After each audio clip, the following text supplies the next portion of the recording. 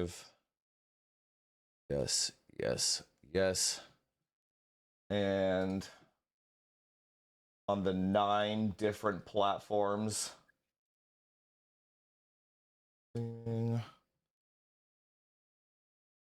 Sweet. That should do. Yeah, that's good. Let me just move the chat over. Okay, what's up, everybody?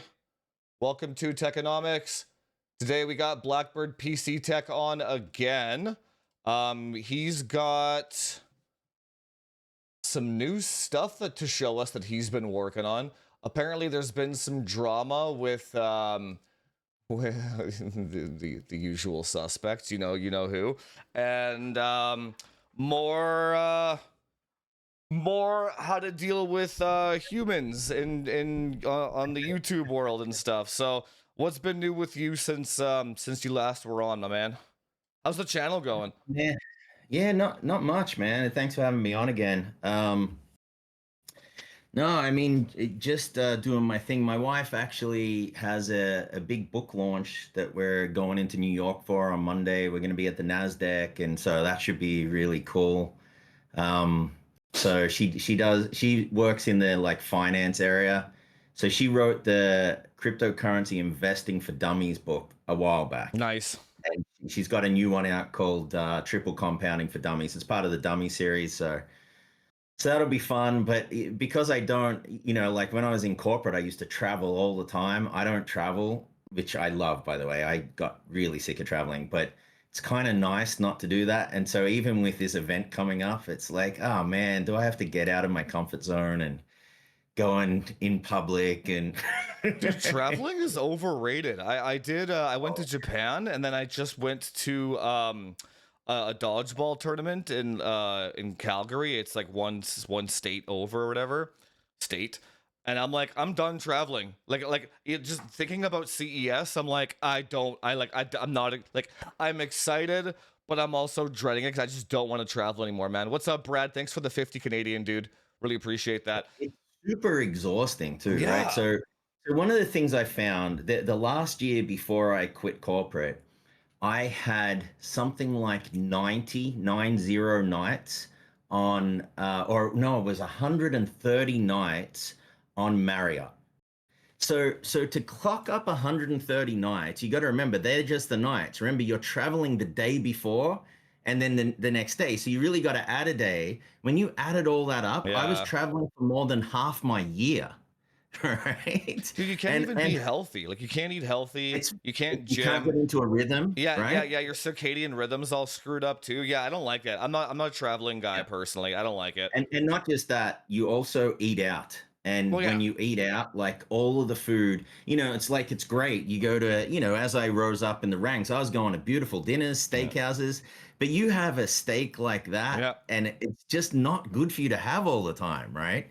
And so you're adding on pounds, you're not finding time to work out. And then when you get home, you want to spend time with your family. And it sounds good when you're young. And I really looked forward to it when I was young. But as I got older, became a big burden, right? Like a hassle. And Yeah, I agree. it's not fun. Are you right? excited for CES at all? You got any plans this year? We gotta meet up. We gotta meet up. What's that girl's name again? Jess? Yeah, we gotta meet up with Jess earlier this time. Yeah, she was. I remember last time she was worried because TikTok was likely going to be shut down, so she's probably relieved, right? But no, I don't have any plans. I got to, at some point, I got to start reaching out to people and setting up meetings. But that's the problem, right? And then you try and time it all. Well, and then I set up meetings on East Coast time because I forgot. And so and like my whole day, I'd have like 5 hour gap, and then I want to do it all together. But I'm flying in a little earlier this time. So I'll be there Monday. Last time I only spent 2 days there. So I'm going to fly in Monday. I'll be there Tuesday, Wednesday, Thursday, and then fly out Friday. So, I did that. I did that last year, and Monday was too early. So like, I'm flying in at night, so it's perfect. I'm gonna skip Monday. Okay. Yeah. Because East Coast and West Coast, I can fly kind of late in the day, but I'll still get there in the afternoon, right? Yeah, remember they were gonna announce the 5090 the last CES, and on the Monday they like hid them under the table, like Yeah. under a tarp, because Jensen didn't officially announce it yet. So like I was there on time on the Monday, but I couldn't film anything because his keynote was on the Tuesday. I'm like, what a waste of Yeah. a day, man. So this year I'm doing Tuesday to Friday. So Yeah. So you'll be there the yeah, same time as me. I'm adding Yeah. it because last year I left on the Thursday, but because everyone kind of packs up on like Thursday. Yeah. There's because everyone else kind of wants to party on the Friday night, so Yeah. they Yeah. pack up on the Thursday to get ready for the partying on the Friday. So there's not Yeah. much to film on Friday either, right? But anyway, yeah, I'll be Tuesday to Friday. But who are you gonna focus on for your booths this year for Well, filming? I'll tell you who was very disappointing after CES. I had a great chat with Asus, right? With what's his name? JD, Oh, not JJ, JD, yeah. AJ, right? And he's fantastic. I really like him. He really does like have a passion for the products, which I really love, Yeah, right? yeah, Like it's not like he just works there, like he loves it and it's yeah. great. Agreed. But post CES, they had agreed to like sponsor me to celebrate my like 10 hitting 10K subs and all of these things. And by the time they sent me stuff, I was at like 20,000 subs and they sent me the wrong stuff. And it was like week after week of, we're going to send it out tomorrow. Oh yeah, there was some internal problem and we're going to send it out the next day. And it was like pulling teeth. It was Dude, that's really crazy. bad. I had the exact same experience. Really? Oh yeah, like they like lost a case on me. They sent me the wrong CPU. I'm like, what is Oh yeah, going? they sent me the wrong power supply. They I'm like, sent what's me, going and on so over there? Yeah, I don't know. I think the warehouse guy or I think they're too large. They were supposed to send me an OLED monitor, and they just like never did. Yeah. It just like got lost in the mail. Like, yeah. So I think the warehouse guys there or something don't. Like not. I'm sure they're just completely swamped with how many creators they I deal think with. that's I think they're probably just it. Yeah. they're just overworked. I Yeah. think they're understaffed, right? So they've probably got one poor guy Yeah. doing all of North America, and there's like 10 billion things, and you just can't keep track. But I mean, for me, I just kind of gave up because it's a Same. waste of time, right? Same. And so, I want to focus on. I've still got issues with Gigabyte, but I want to focus on MSI. I think that'll be good. And then there's a bunch of smaller places I want to sync up with. InWin was great. So the reverse of Asus was InWin, right? Hmm. So they make the cases, right? Yeah. They're Yeah. well Yeah. known for making high-end cases. And so I had met. I think it was the last day I was there. I said to you, "Hey, I'm going to go meet with InWin." They were in I one of their, remember. Yeah. the suite, and I was so. like, Yeah, you were like, I'm done. yeah, I'm exhausted. I was I'm like, tired. yeah.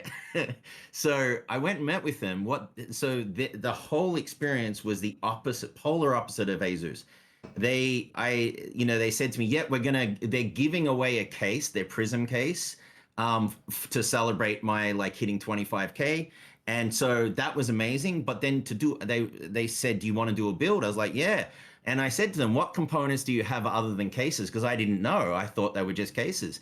They have power supplies, AIOs, fans, a whole bunch of stuff. Interesting. So I Yeah. went on their website and I'm like, all right, I want this, and this. They had it to me in 3 days. It was it was amazing, right? So That's yeah, I nice. mean, so when someone does that, I want to I want to, and there was zero hassle. Not like, and I didn't do the video for 3 months or No something, and follow up emails asking no you. follow up. That's so nice. Yeah. And so when someone does that, I want to reward them Same. somehow. It's like and so they said, "Hey, do you want to meet up with us at CES? Are you going to be?" I was like, "Absolutely, let's do it." So I know they're not Asus. Look, I love Asus. I love the quality of their products. I don't love their service, but I love the quality of their products. I mean, if you're being reasonable, I think they really do create high quality products, right?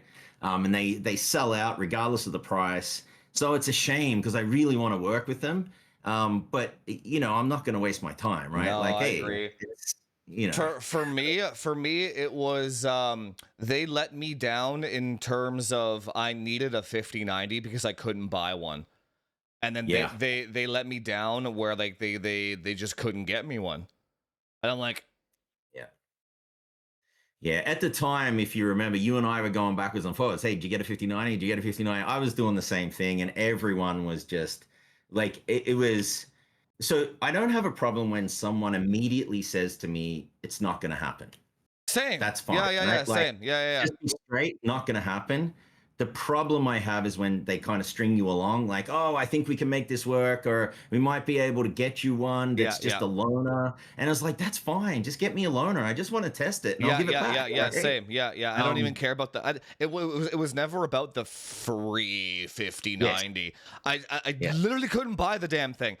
Yep. Thankfully, my community got me one. My That's awesome. community, yeah, he got me a founder's edition from Best Buy, and I just reimbursed him for it. So literally, That's awesome. for me to get a 5090, I had to like use my following, like my followers to get it.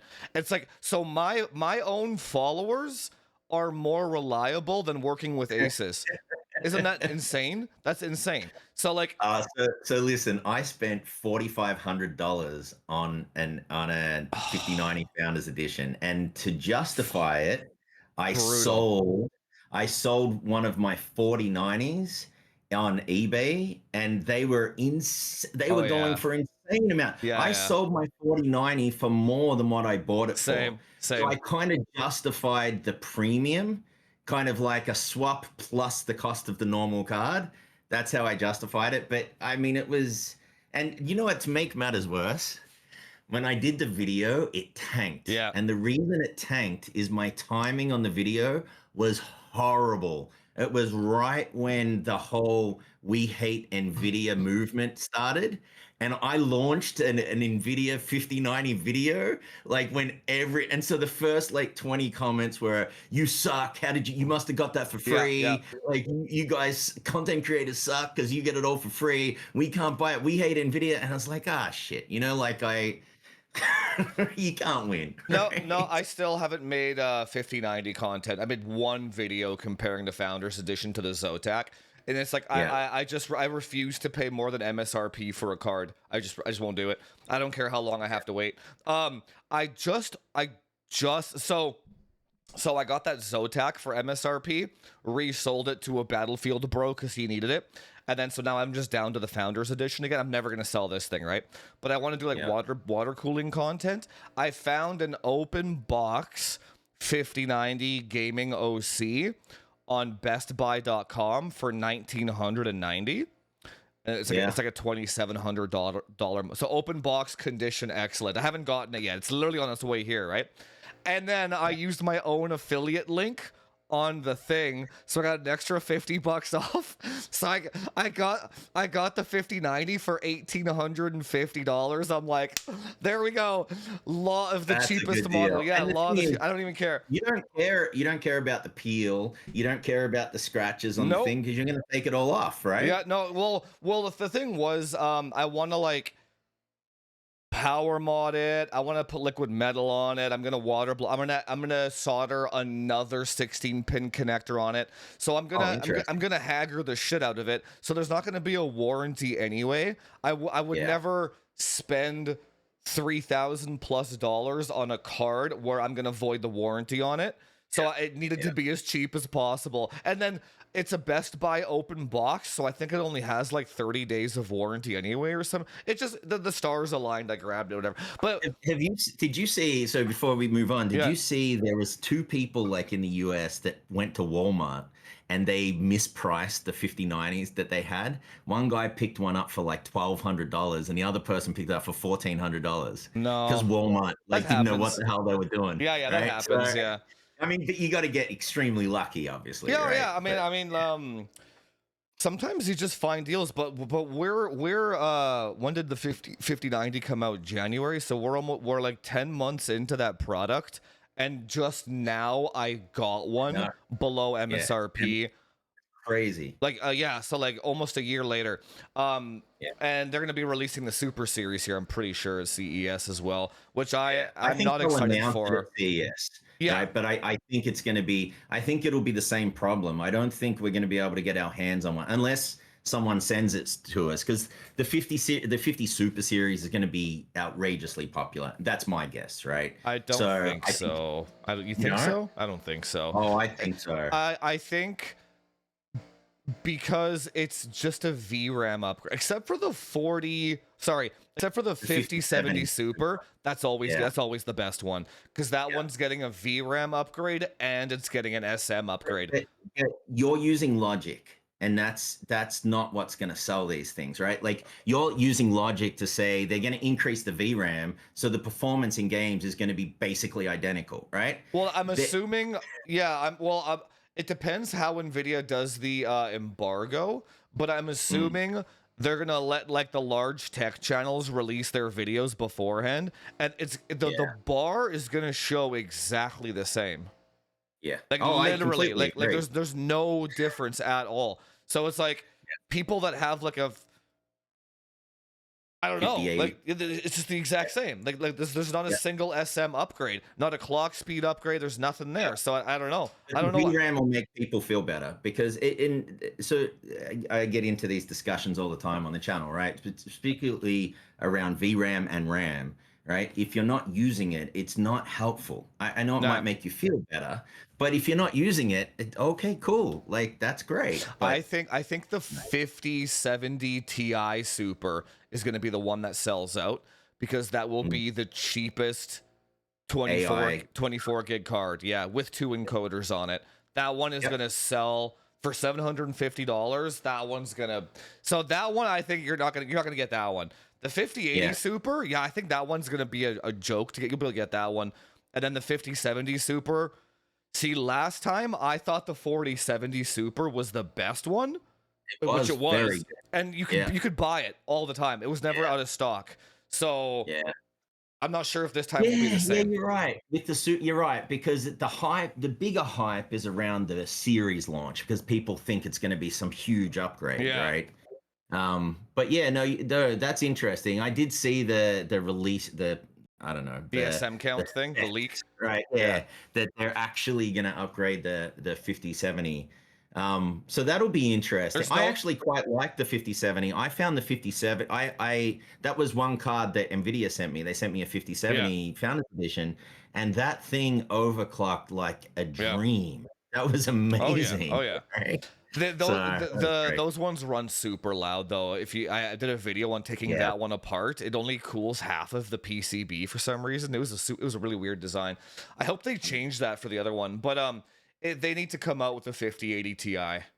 That's what they need. They need like The a problem, 124 SM 24, like a 4090 competitor. So it's like anyone that buys the 5080 Super is just gonna get made fun of by 4090 buyers, because it's like, oh, we still have 24 gigs of RAM and our card is still faster, right? So that's not gonna feel good for 5080 Super buyers, right? the thing is though, there's just no incentive because No, they don't have direct competition, and agreed. I mean, that's AMD's fault, right? Like, if we had direct competitors, then we would get better products. Like, we could potentially get a 5090 Ti, right? We could potentially get a 5080 Ti. There's just no reason. The only place where there's any competition is in the 5070 Ti Yeah, area, yeah, right? And 5070, right? And below. yeah, yeah, yeah. So, I mean, you don't have like, what Jensen's going to sit there and say, man, I could invest R&D to do a 5090 Ti, or I could just enhance the product, the profit margin, because now my learning curve is lower. So I'm making more money when I'm manufacturing each card, right? But Why wouldn't I just milk it? you know what was interesting though? So the Blackwell 6000 has like a perfect die, I think, or maybe -2 SM. And then the 5090 has like 176 or some shit like that. I can't remember now. And then there's nothing. So like, Yeah. does that mean that TSMC has no defective dies below a 5090? Or are they like, or are they? Because I thought when the 5080 Super came out, it would be like at least 100, but it's not. They're using the exact same die.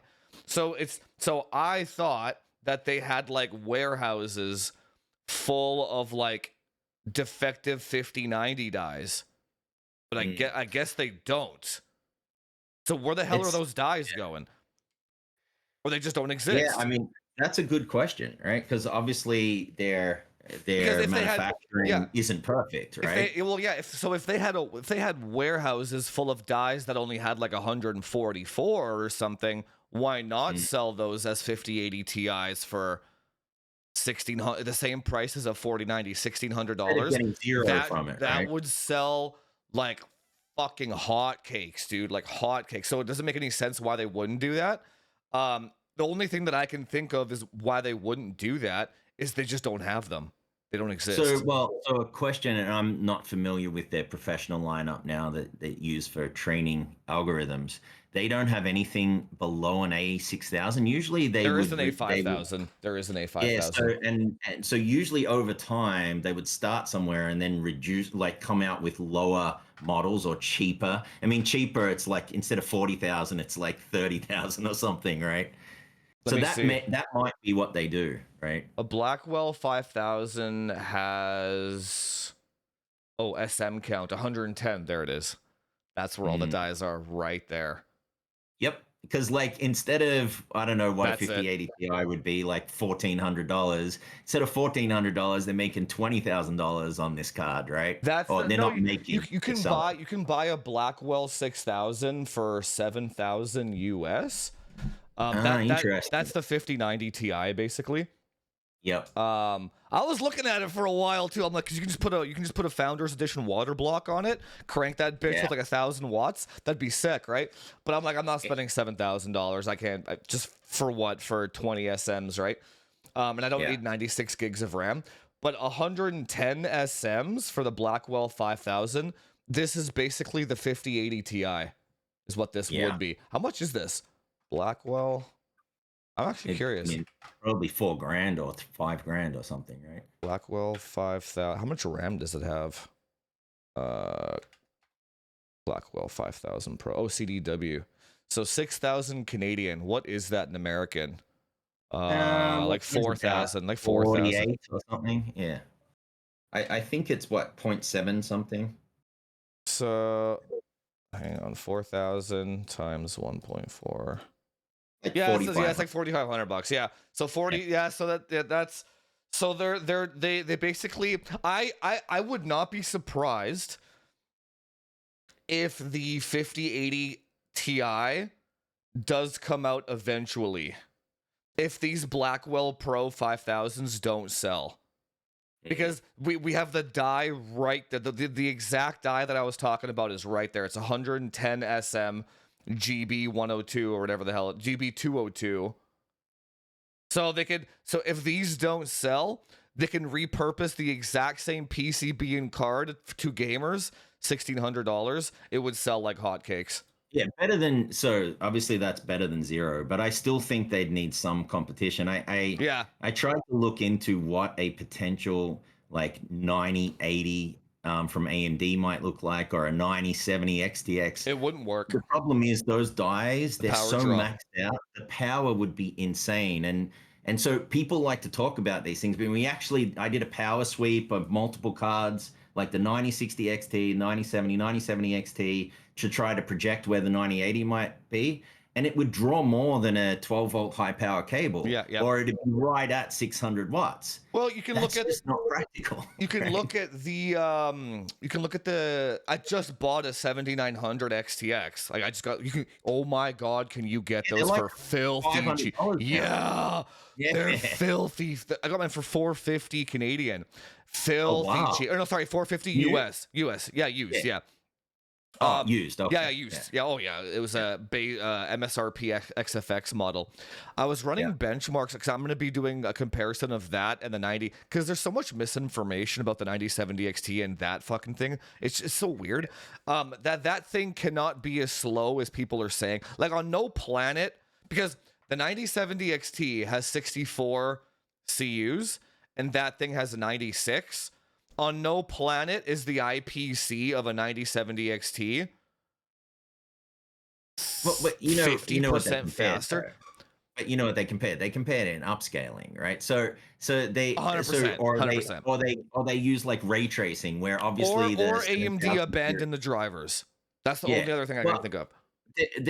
There's a lot, but I mean, if you just compare a ray tracing title, the 9000 series card is faster because it's actually got hardware to process it, right? So, but I mean, the thing with the 7900 XTX now, like you're going to be able to compete in like Call of Duty, right? Because you got the best card. No, I'm messing with I know. Good God, dude. Oh my God. The amount of COD bros that fell for that and bought that thing and then regretted it later. I'm like, hey man, you don't listen to me, you fucking find out. That's what it is. It is what it is. I'll tell you though. Okay, you can't recommend Radeon cards at launch. It happened with 2 generations. So when the 6900 XT came out, all the COD bros bought that thing.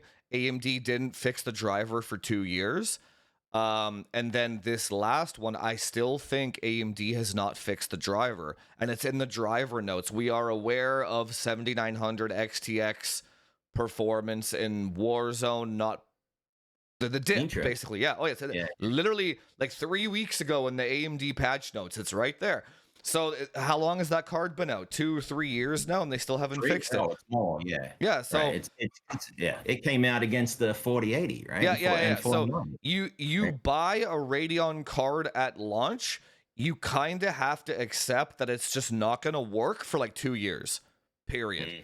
And AMD might abandon the driver on you. They might just abandon you. Also, there's kind of 3 things, right?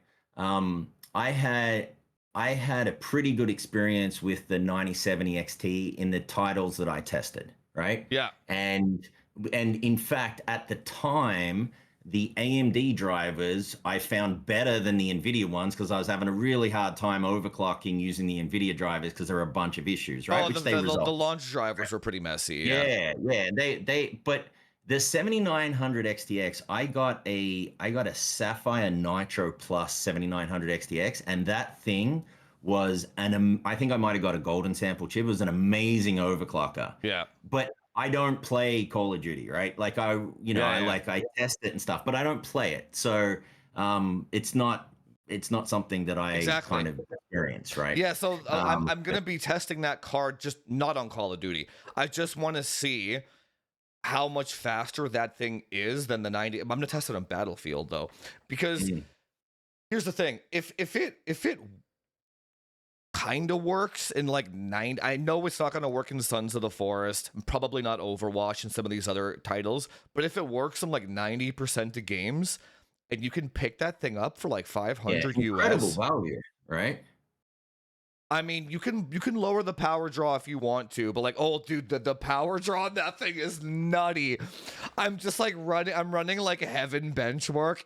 It's like Heavens from like 2016, huh? What variant did you get? What model? XFX model.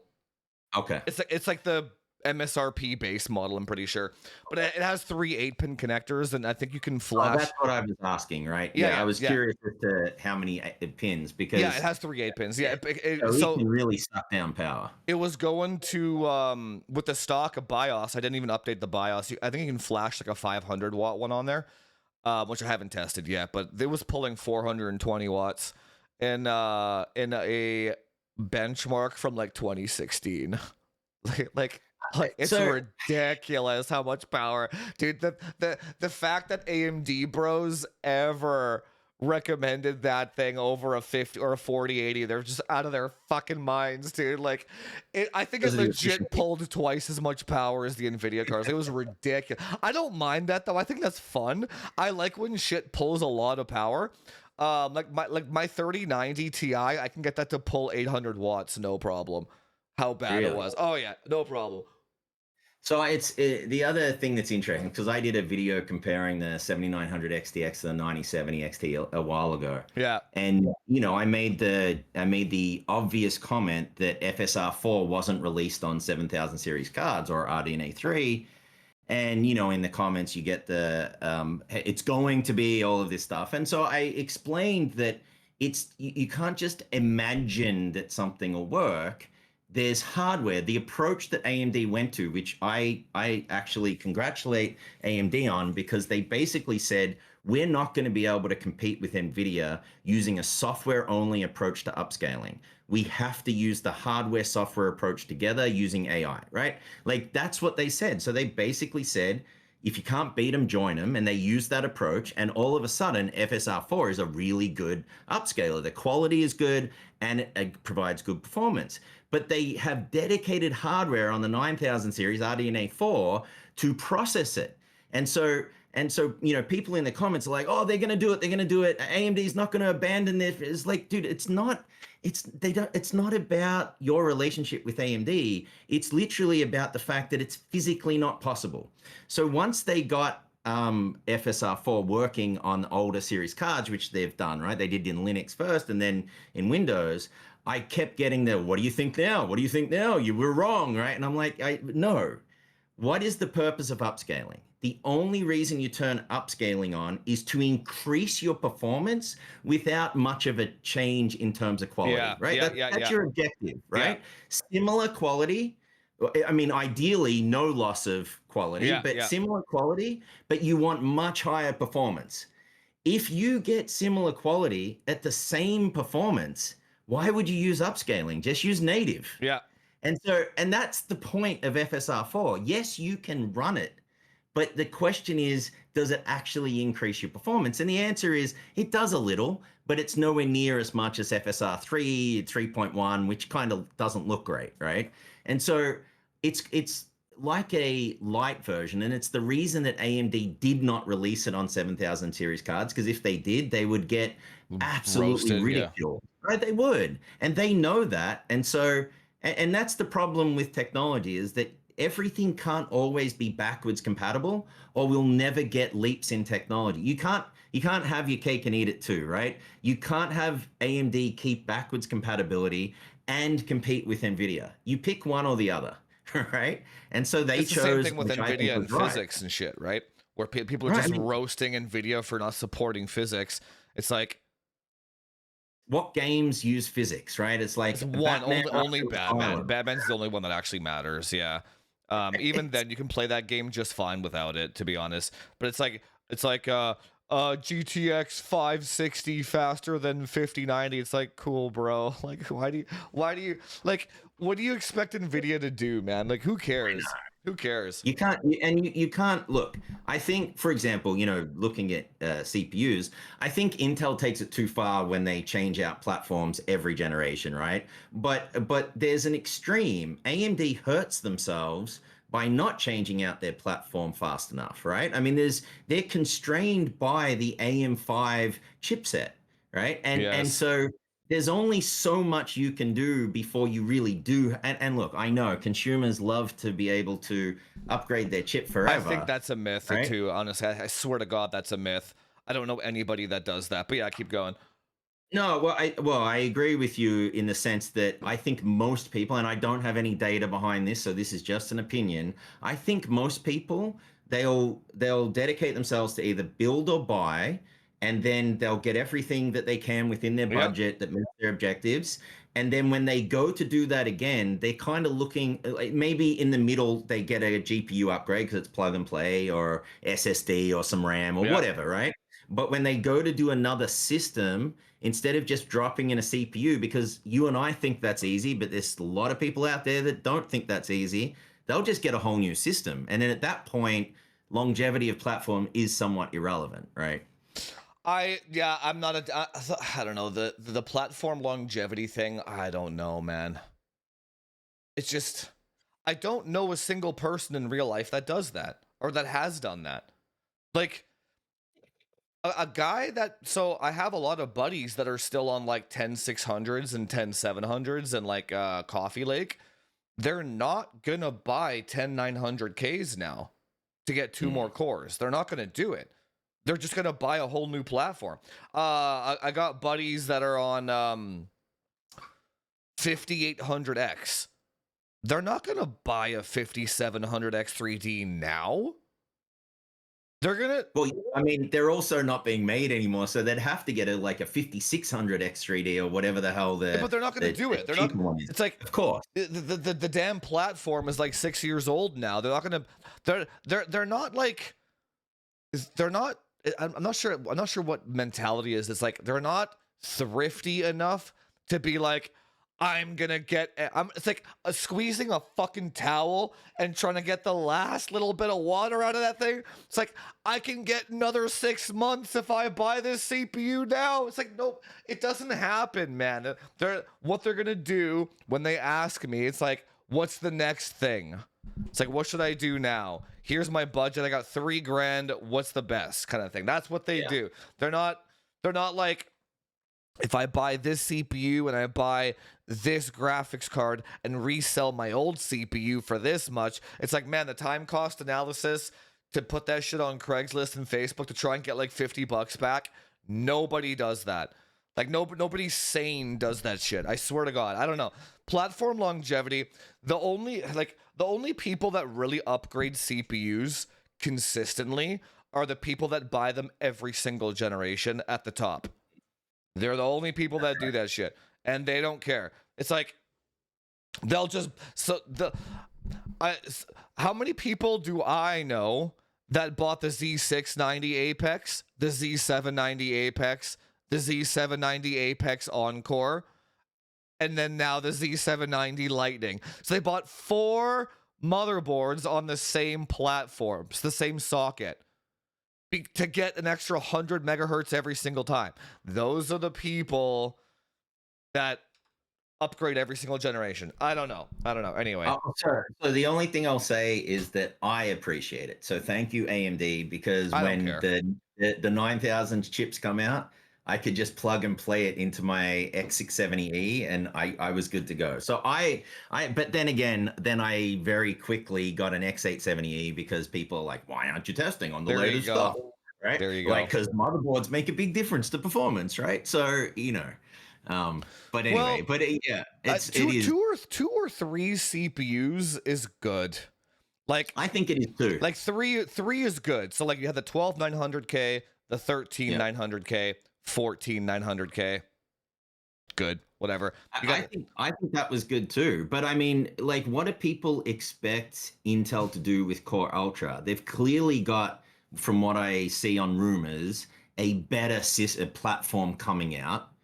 If they had restricted themselves to 1851, I don't think they would have been able to extract more performance from, what is it, Panther Lake or whatever that's coming out. Nova Lake or whatever.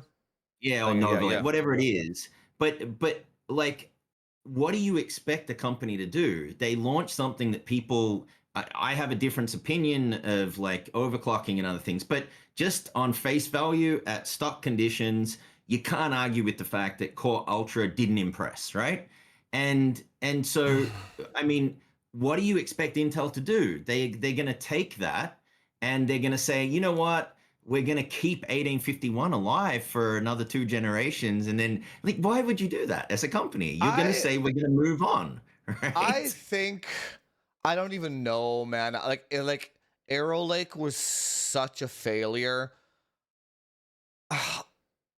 It's like, I don't even know. I think they should have front ported or back ported or done something with those motherboards, because the motherboards for 1851 are gorgeous creations of art. They are. Yeah. They are. And there are no CPUs to put on those things. So I have a Unify X from MSI and I love that motherboard. That you got nothing to do with. You got nothing to use it with. Yeah, it's a beast, right? So they're going to do a refresh, but I mean, it's a little too late. You know, they're going to do it next year. No, the refresh is worthless. It's the same. It's a little too late. It's just a clock speed increase. Yeah. No, but I'll tell you what I really think the refresh is about. It's not about that. The refresh is about getting a chip out to the large number of content creators that refuse to test anything above stock, and having all the firmware fixes and other things in, and having that clock speed boost, and probably incorporating, you know, like the D2D increase and, you know, all of that stuff, so that at stock conditions, it performs better.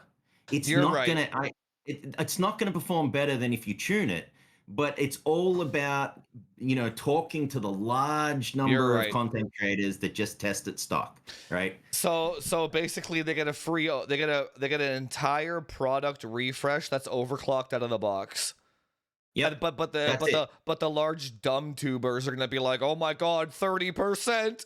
There's some kind of nonsense. Yeah, it's like look Yep, how close it is to the AMD chip now, and it doesn't pull much. yep. You're 100% right. When I mean when that. in actuality, if you just tuned it from day one, it's the exact same. See, it was the same with Raptor Lake and all that dumb shit too. Um, you should have always tuned it from day one. But what they could do though is like they're still manufacturing 14 and 900Ks, and the 1700 and 1851 are pin compatible. I'm pretty sure they should Mm. just release a damn BIOS update so you can Those chips are different size. no, they're the They're, same size. The holes on the oh, side are don't line I up or see. whatever, so you can't. I see. Yeah. But all they have I to see. do is just like, I guess they'd have to release a 15900K or whatever. Just front port that shit, and now all of a sudden that because the Z890 motherboards have such good memory traces that like now Yeah. you might be able to get like 8000 XMP to work on every 14900K. Just like Yeah. bam, gaming king out of the box right away. And now all the AIBs are happy because they can resell all those motherboards that didn't go anywhere, right? Because Yeah. the They're 290K cheap, whenever it by comes the way. out, huh? Yeah, they're very cheap. Have you looked at Z890s lately? No. They're very cheap. Yeah, because Yeah. there's fucking It's, warehouses of it's those things. no Yeah. one wants them, Yeah, right? exactly. Yeah. You can game quite well in a 285K. It's just there's no point. Well, so I'll be honest, I really enjoyed tuning 265K and 285K. And in fact, I'll show you some results, which I got some criticism for, but they're legit results. There's a fascinating thing that I discovered with the 285K and 265K compared to their X3D counterparts, right? So in this instance, let's just say the 9800 X3D, Yeah. right? And I did a comparison of the 285K to the 9950 X3D so that I could do a kind of more of a fair comparison in professional workloads, Okay. right? Yeah. As well. But just for gaming, just to say it's the 9800 X3D, what I discovered is when you test in a GPU bound scenario, the what I believe is happening is the extra L3 cache is getting saturated, and at that point, it tips over into the system RAM, and the memory controller is nowhere near as good as the 285K, for example, where I'm running DDR5 9000 in Gear 2. And the performance of that chip at 4K with a 5090 is actually higher than a 9800 X3D with a 5090 at 4K. And I believe that's because the additional information at like ultra settings and will fill up the L3 cache in the CPU and actually tip over. I've got, when I go through the gaming quality index, I'll show you for the 265K. And it's very, and I've found this consistently across multiple processes. So it's not just I got lucky and got a golden sample. It's and I didn't do crazy. It's not a crazy overclock. Like Hardware Unboxed and others. They're like, oh my god, you spend hours in the BIOS. No, this is basic stuff. This is P cores, E cores, and then the other like D2D stuff, like the ring, right? Like it's basic stuff with high speed memory, right? Like not like saying this stupidity of, well, if you put 6,000 in a 9800 XD, you should put 6,000 in an Intel system. Like that makes no sense. No. But I'm talking about properly optimized systems. It's exceptionally good. So if you're playing single player titles playing at 4K, the 265K and 285K will actually deliver a better gaming experience. That's what I found. Not in every title, by the way. It's not in every title. I'm down right? to try that. I'm down to try that. Maybe I'll give it a shot when the 290K comes out because I just don't care about the 285. But then that would also be true refresh, for the right? that would also be true for a 14900K, wouldn't it? Because why wouldn't it? Well, Unless so there's I'm something with the actually, E cores. I'm retesting 14900. Can you give me 1 second? I just got to take this call. I don't know who it Okay, is. yeah. I'm gonna take a quick piss then. Okay, we're taking a quick break, guys. Yes, 1 sec. good.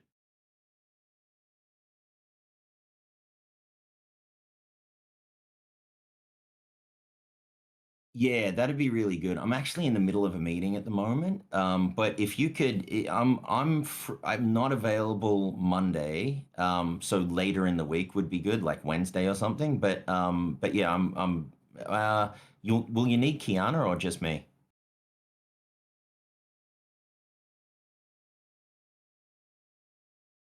So it's the foundation, right? So we're both trustees on the foundation. Okay. So it later in the week would be better, like Thursday or Friday. Before before 3. Yeah, let's shoot for that. If you can send me an email on it, that'd be great. Okay, thank you. Yep, bye. Bye.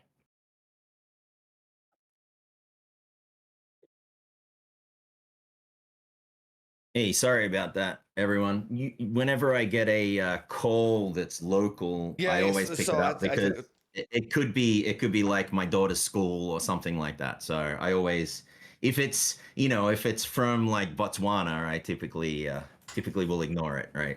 dude, you don't have to But you don't have to apologize for taking a phone call. Important shit is important shit, right? My audience are all chill anyway. So let's go into so that's actually something I'm down to test. Not now, I don't care about it right now because um do it with the if refresh. yeah, exactly. If it's not the fastest now, it's not the fastest now. I just don't care about it. And I'm using my 285K my workstation right now. Wow. Oh, But it's they it's amazing in professional Intel workloads. Intel should have. It's an HEDT platform.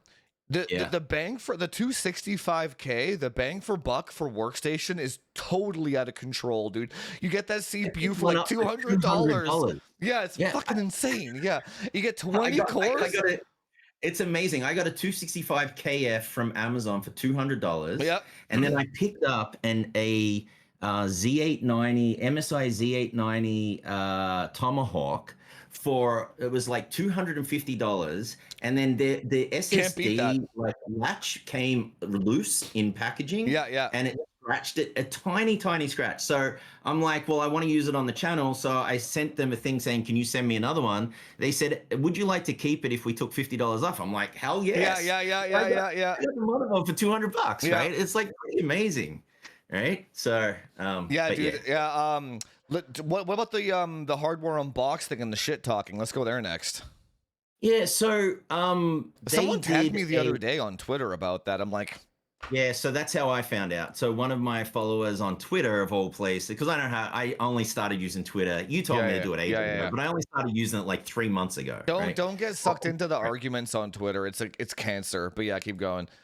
Well, my observation on Twitter so far is that if you try to post something of value, you're going to get like 100 shares or 100 views. If you're sarcastic and comment on someone else's post, it'll go viral. You'll get like Yeah. 3,000 views. So Just be a that's piece of Twitter. shit. Be a piece of shit on Twitter. Yeah, exactly. Yeah. Basically.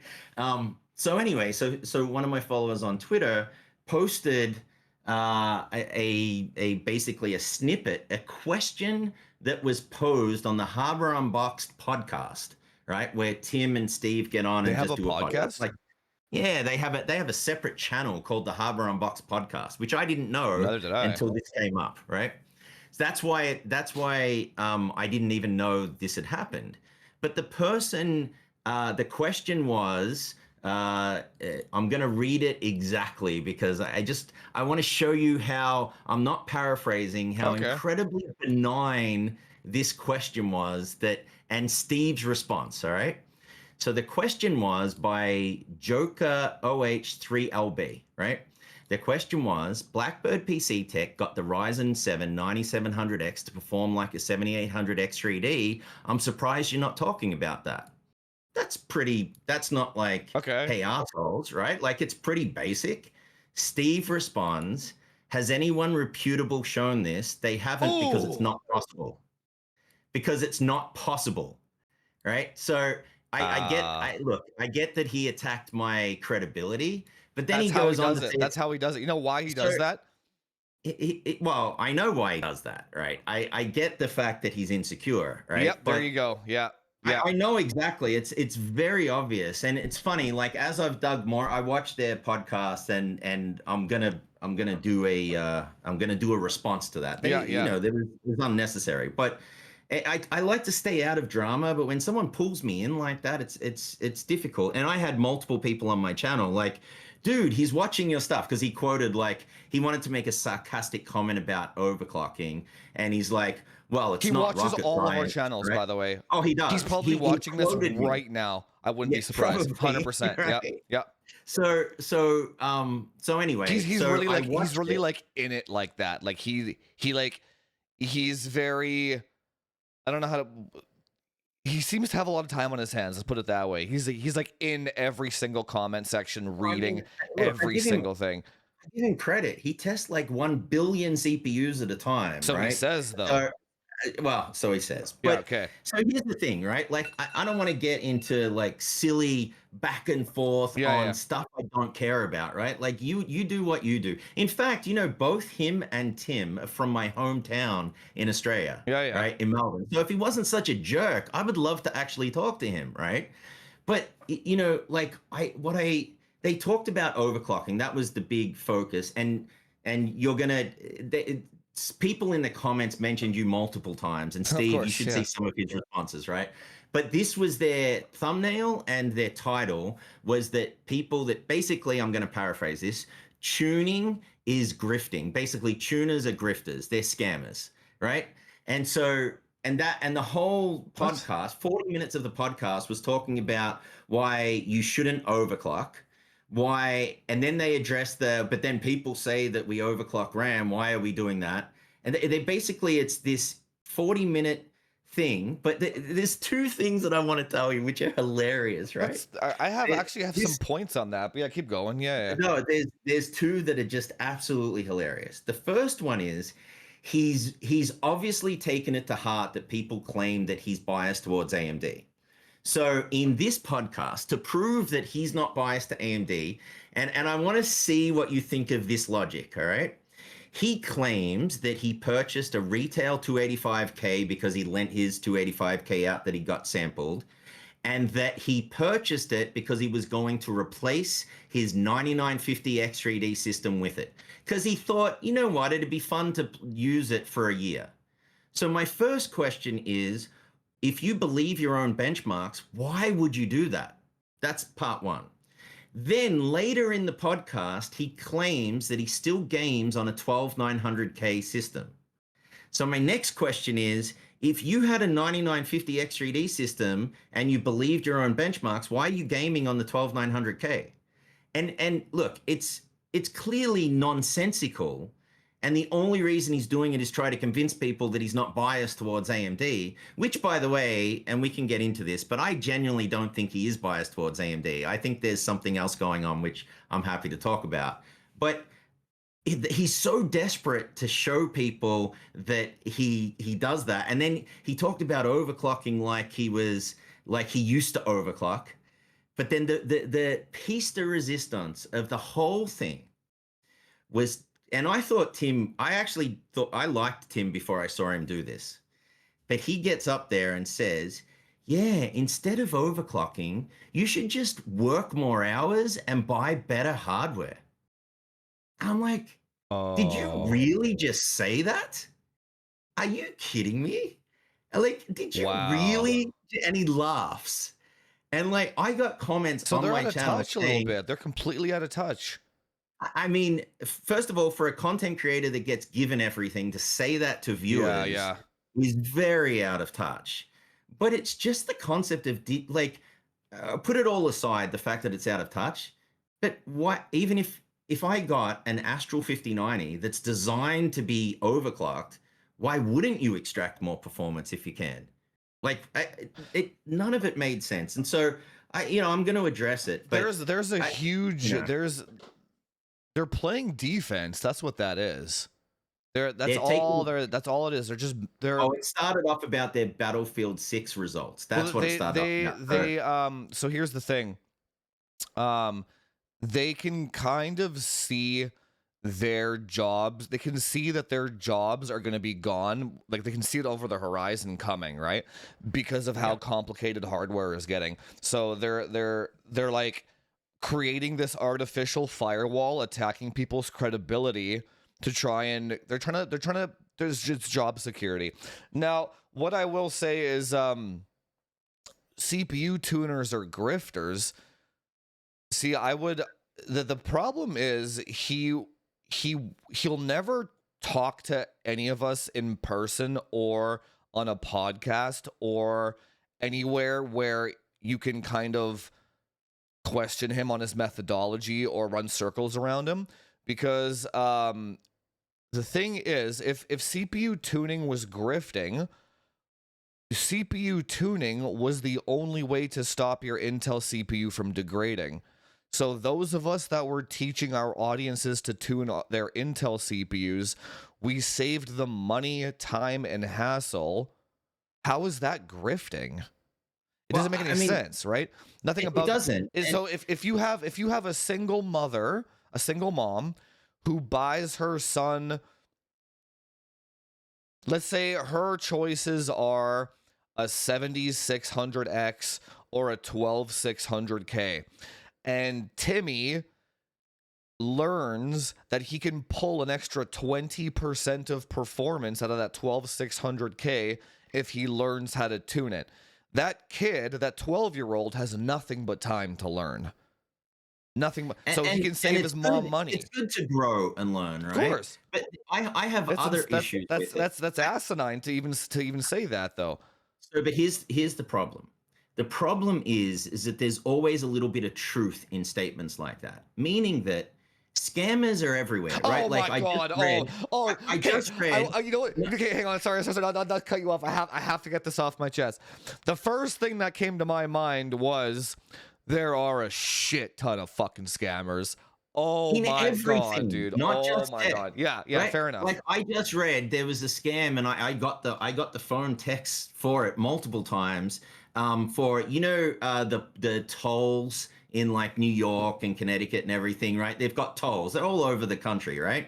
And they were doing a scam saying that if you don't pay this toll, like via text, if you don't pay this toll, you're going to go to jail and stuff. And they made $1 billion off it. Yeah. So, but the point is that there's scammers in everything. Tech is no different.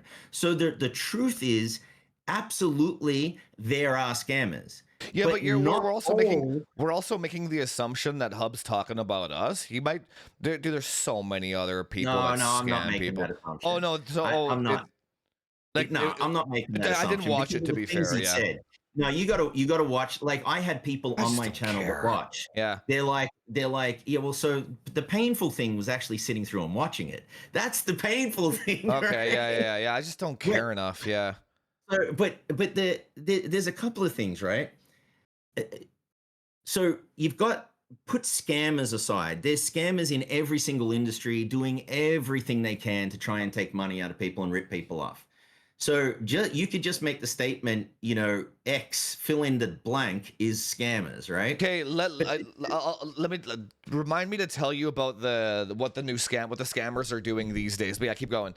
Oh no, I want to hear about it. But the problem I have is that I've got a situation where I will show data that's stuck and overclocked. I will tell the people how I got that overclock, exactly what I did. Yeah. And then I'll provide a guide of how to do it for free on YouTube. How am I scamming anyone? Right? Like it doesn't make any sense. How the only way I'm profiting is to get views. Yeah. And I mean, I'd like to get views like that. I'm on YouTube the same way Steve is, the same way Tim is, right? They're not doing this just for the hell of it, right? So I tell me about how the latest scam. So the new scam. So people pay me to remote into their computers to like overclock their shit for them, right? And tune their machines for them. The new scam is these guys will enable frame gen in the config file and then not tell the person, so that when the person goes on their PC to play the game, it shows like twice as much FPS. Yeah. Yeah. No, it doesn't even look better. They're no. I mean the FPS number. Yes, the FPS counter looks better. They don't show the lows, and I don't think the person's eyes can tell the difference. They're so happy. They're like, oh my god, he got me twice as much FPS by. Did it quickly. Yeah, and then they actually sell that as a feature now. We'll double your FPS with no BIOS work. Wow. Yeah, so when Steve says there are a lot of scammers out there, holy fuck, like it's lunacy how like it's and every year these guys get caught, and then it's like 4 more of them pop up constantly, dude. It's fucking it's free money. I made a tweet the other day that was like PC tuning is the new you need to replace your headlight fluid from mechanics. That's all. The scams are totally fucking adequate. It's really it's so if you have no integrity, there's moral, they don't care. But these guys also don't care about what Hub says either, because they're just raking in money. They're in it to rip people off, right? And it's fucking brutal. And that gives everyone a bad name, right? And it does, but you're right. It's like that in every industry, though. You're absolutely right, right? No. I mean, we don't suddenly take the cake for this, right? In fact, so one thing that's interesting, I don't know if you saw this, but did you know how you always? Sorry to change the topic because I'm talking about them, but you know you see this a lot, right? That like PC's dead and consoles are going to dominate and everything. It's been like 20 years.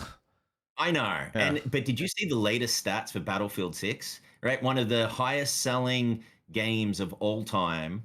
They sold 6.5, and I don't remember how much this was. It was like over the first, I don't know how many days, but 6.5 million copies sold, 350 million in revenue, 2.5 million Steam DAUs on launch day, and the percentage numbers by platform, Steam is 56.7%, PlayStation 23.7%, and Xbox 19.6%. So I'm telling you, man, it's good to be in PC tech after just discussing scammers, right? Well, no, but we were going over some pricing in the Discord a little while ago, dude. It's never been a better time to be a PC game. It's never been a better time to be a PC gamer whenever it's the current moment. Because there's always going to be some sick ass deals that you can hook up if you know how to tune your machines, like we fucking teach people. But what the heck were you talking? Oh yeah, so here's the thing. Back to the whole Hub and did a reputable source do it? The thing about hardware and what the people in that podcast chat should have done is, why don't you test it yourself? It's hardware is hardware. When if you publish the video that's like, this is how I tuned it, anybody can replicate the results. Anybody. So why doesn't Steve do it himself? Because then he would have to admit. So it wasn't just, and he would have to learn a new skill. He would have to learn a new skill. He would have to admit it would do so much damage to his brand. It would fucking ruin him. So that's why he doubles down all the time. Yeah. Right? So if we were in that situation too, we probably wouldn't be any different. We'd be like, I need to defend my legacy. Because if he says, tuning is okay, it's a viable 100,000 subscribers gone, he's not gonna endanger his family and his family's income to he's worried about his family more than he's worried about giving the truth to. I mean, it's not just him. Any industry, Ford, Chevy, fitness, everyone is every man for himself. So if selling Well, why do they say selling people comforting lies is the most profitable business on YouTube? You sell the person a comforting lie. It's not your fault. It's the game Yeah. developer's fault. It's not optimized. You shouldn't have to tune. You shouldn't have to overclock. It's not your fault the Intel CPU degraded. There's no fix. There's nothing you could have done. Sell the comforting lie. That's how you make money. So if that's the way you make money, can you blame the guy for doing that shit? Now, the reason why he comes off as pro AMD all the time is just that's what the audience wants. Yeah, That's so all it you know what's is. funny? You know what's funny? I actually don't think that he's biased towards AMDs. I'm He genuine. probably I'm not doesn't give a joking, shit. right? It's just I what the I don't audience and wants. no, and I think so. I'll bring up two examples, right? So the fine wine video, right?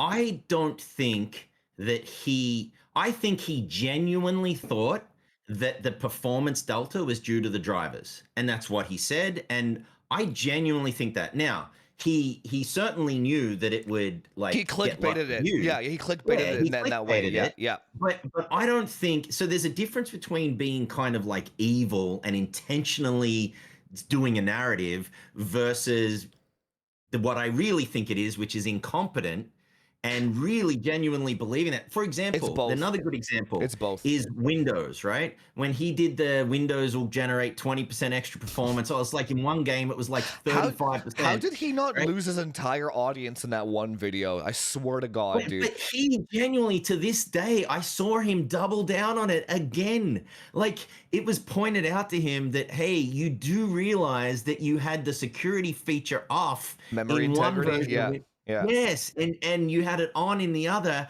and that's your 15%, whatever. It's yeah, huge yeah. difference. I've tested it, right? And he's like, these results are right. And it's like, okay, I mean, it's kind of, that song by Shaggy, It Wasn't Me, Yeah, well, you know what right? it is? It's the way the unfortunate thing about humanity is they will follow the person that seems the most sure of themselves. That's the Trump effect. So Yeah, even if the person, because people aren't, confidence, right? yeah, people aren't. It's not even about. It's like people aren't taught to question things, right? So if Yeah. he's like, nope, it's right, don't care, that's gonna convert like the majority of the population to believe him, right?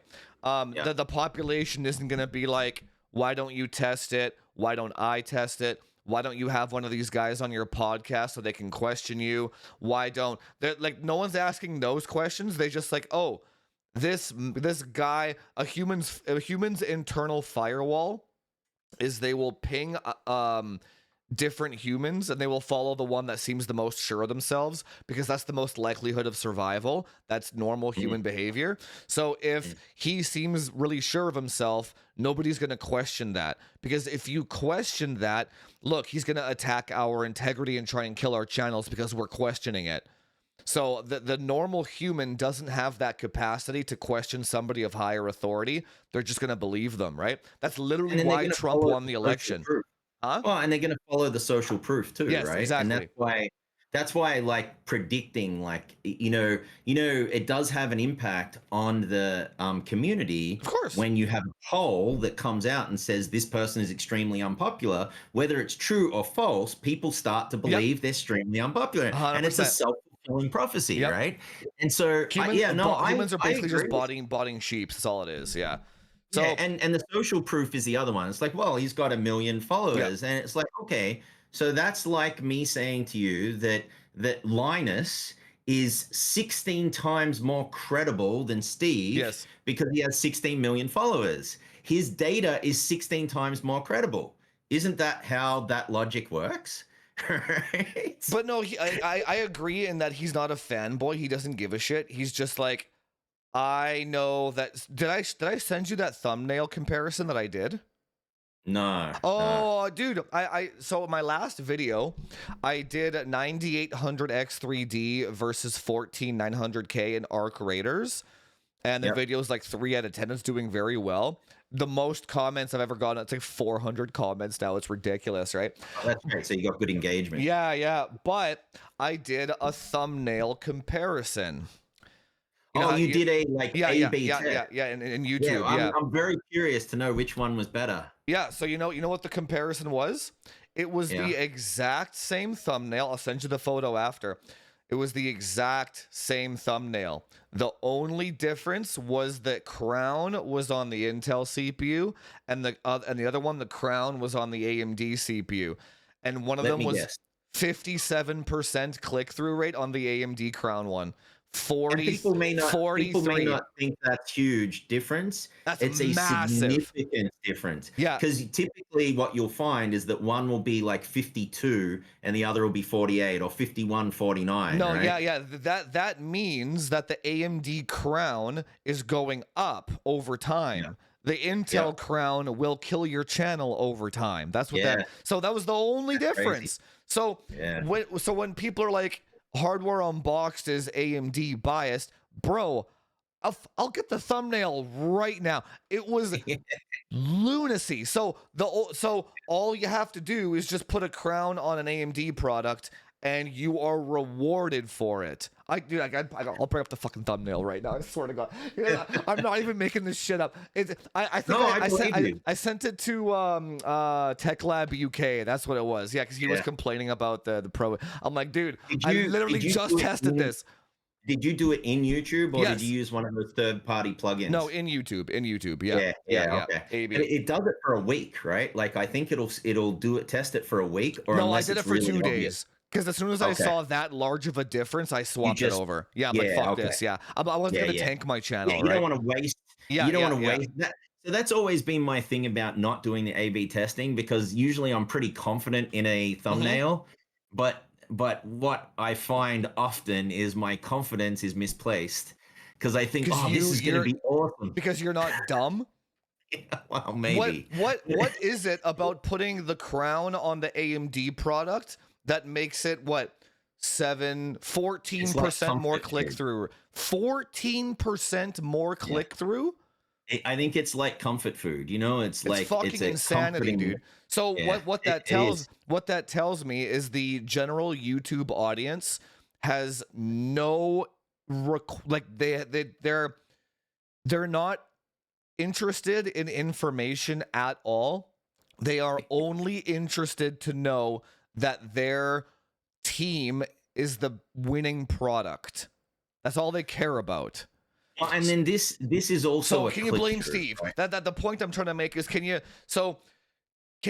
blame Steve for making every video seem like AMD is the best? No, Look at can't, ancient right? gameplays. Look at Yep. Moore's Law is dead. They're getting all the AMD clicks on the fucking planet, dude. Can you Yep. blame them? They're just looking out for themselves. I don't blame They're them playing the whatsoever. algorithm, Yeah, right? They're no, playing the it's not the algorithm, right? algorithm. It's the audience. Oh, sorry. It's the meta. Yes, Yeah, it's the that's meta. fair. So That's like fair. Absolutely. so And you that's do a yeah. video that's like the 285K has better lows. It's not going to go anywhere. You do the exact same video that's like the 9800X3D destroys the 285K, fucking 100,000 views, dude. It's lunacy.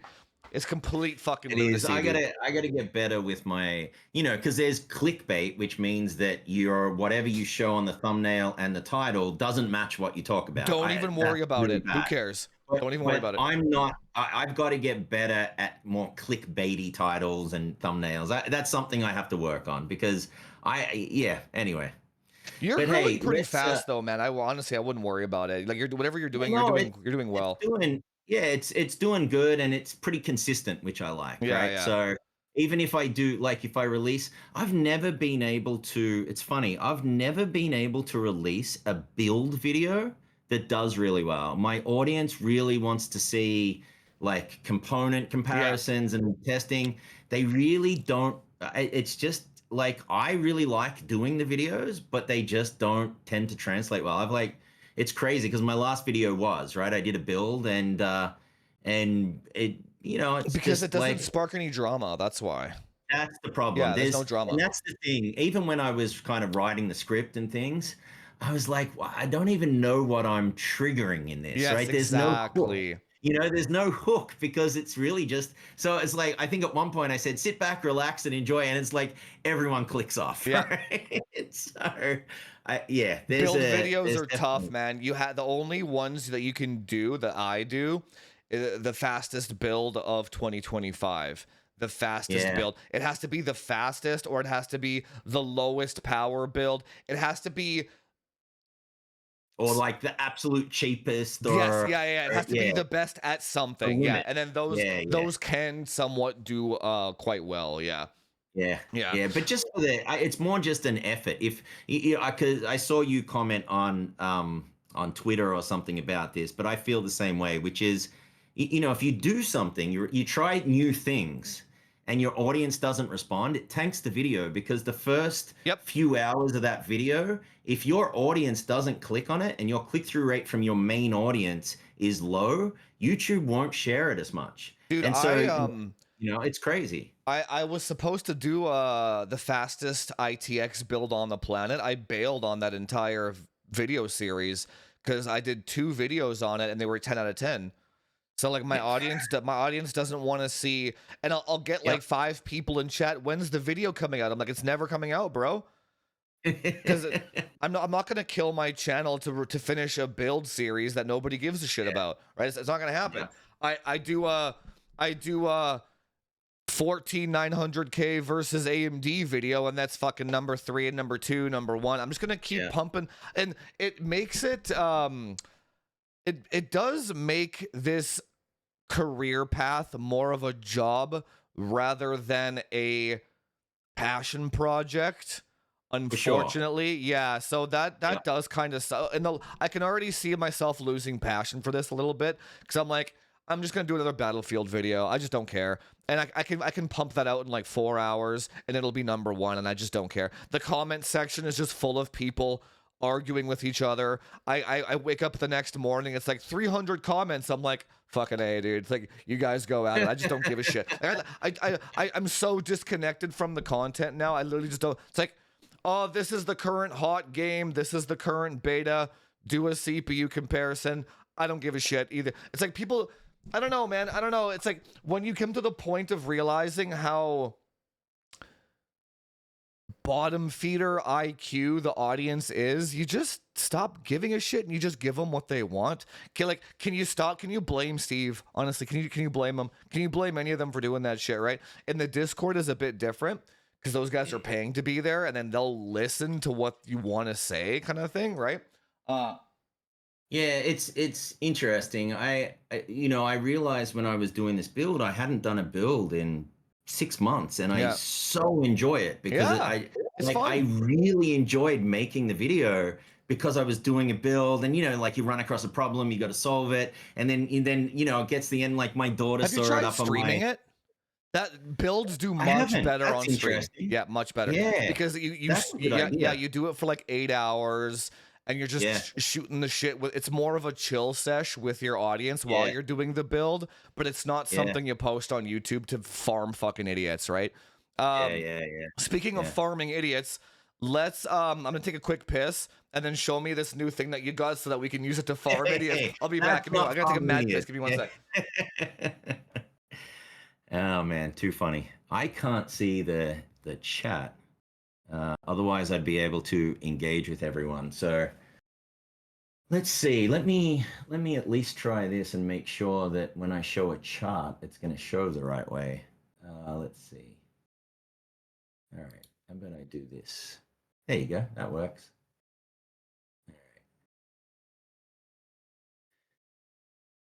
Yeah, I'm gonna talk. Actually, Jufus hasn't seen this yet, so I think it'll be good to get his perspective on it as well.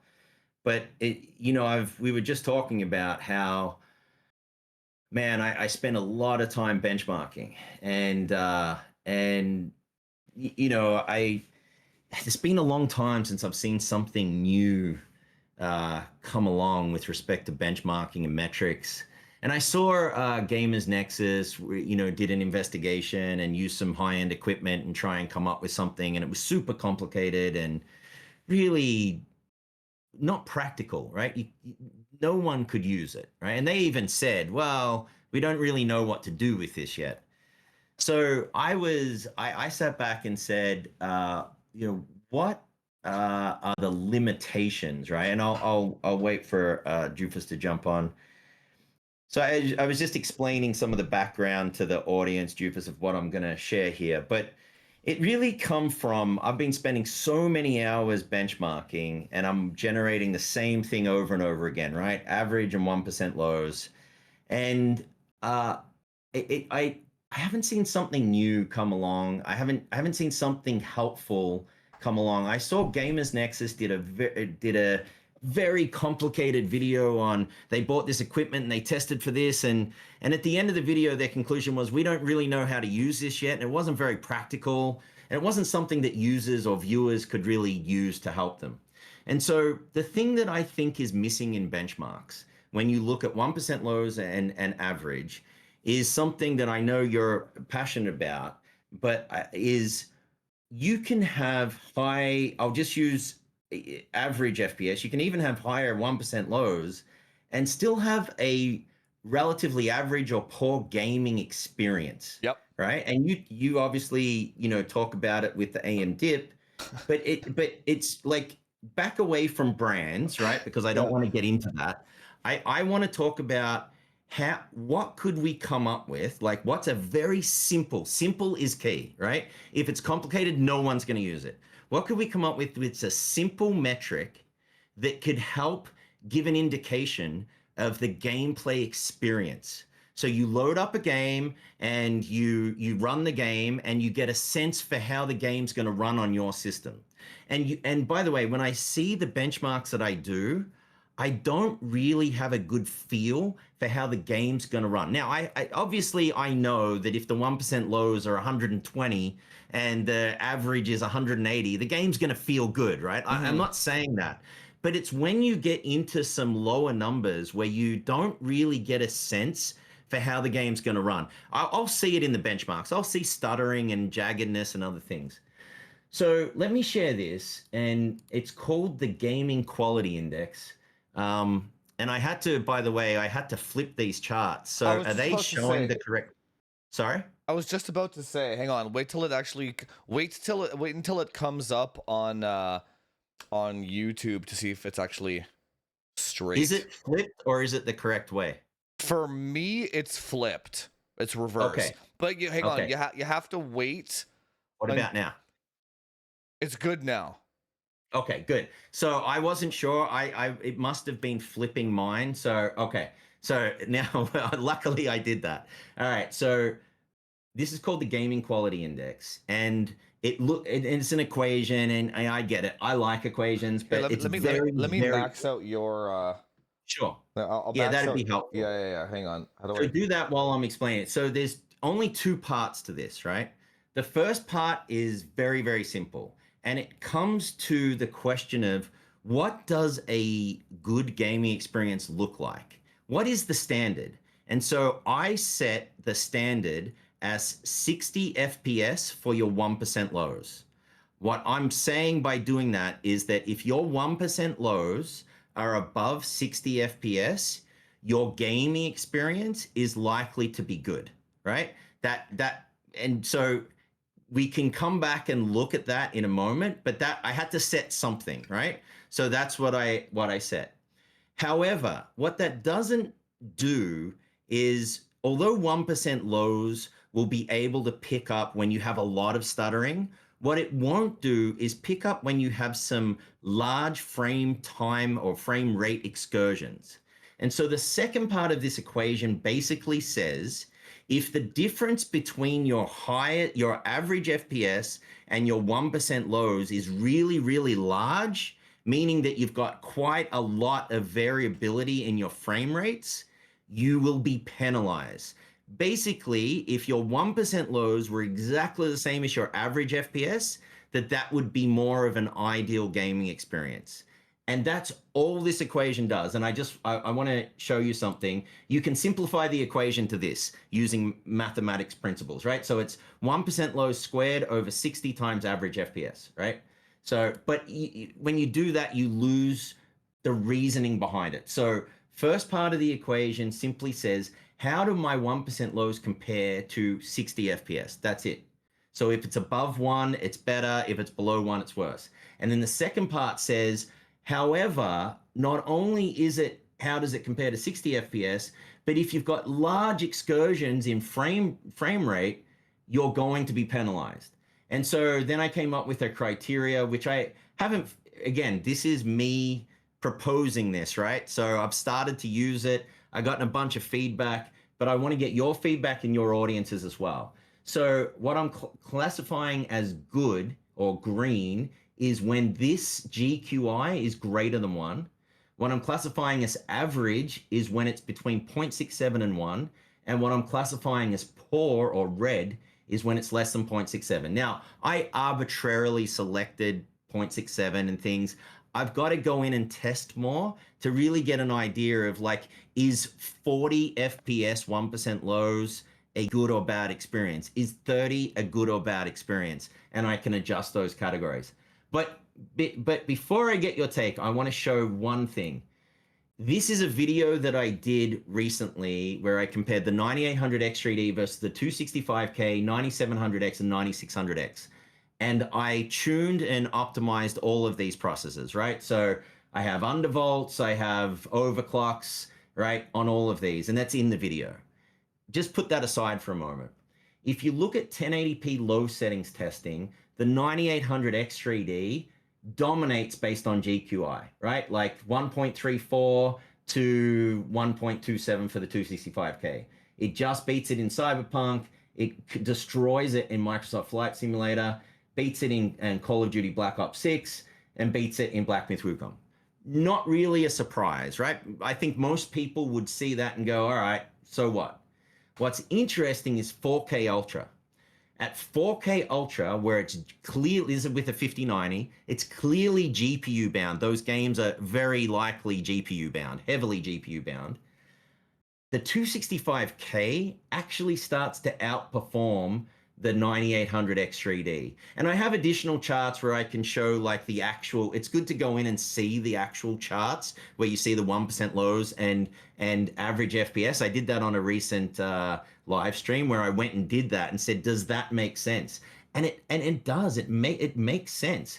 What's interesting, and I think I talked to you about this at the start, was the reason I think this is happening. This 265K, I was using DDR5 8800 CUDA memory.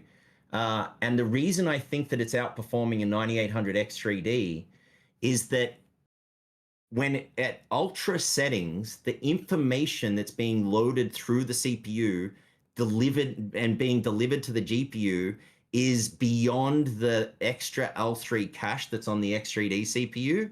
And I think it's getting saturated and tipping over into the memory. And as a result of that, the 285K, which has much faster memory, is actually basically performing better as a result of that saturation of the L3 cache or the additional L3 cache. So what I'm really interested in is to look at a couple of your benchmark runs where you've experienced the AM dip, and I would love to see what the GQI says comparing two chips, right? I think you just did a 14900K versus a 9800X3D, right?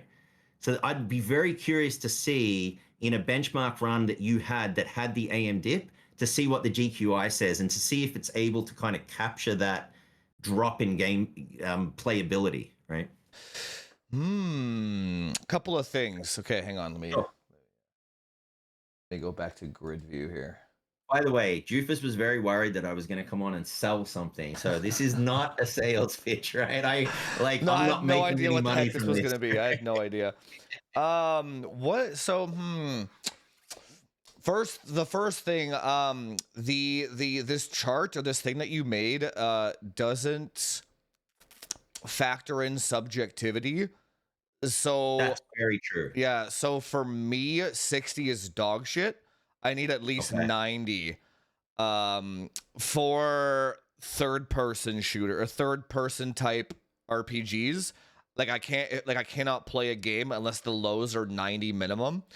And then for first person shooters, I can't play them unless they're at least like 160 minimum, right? So that's like a spoiled lows, right? Yeah, 1% low. So that's like a spoiled perspective on my part, which I get.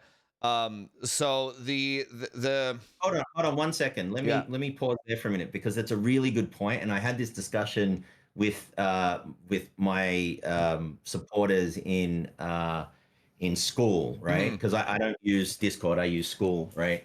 Um, I what's want to talk interesting, we about had that this. too. Actually, I wanted to ask about school later, but yeah, keep going. Yeah, yeah, no, it's a great platform. So, we actually were discussing whether we should have that 60 FPS, which is really it's the thing that keys the entire equation, whether we should have a different number depending on the game type, right? So if it's a first person shooter, it would be Yes, yeah. higher.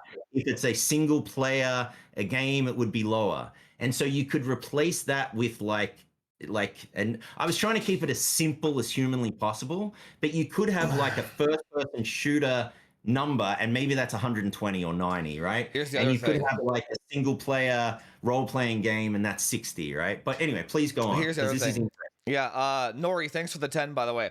So here's the other thing.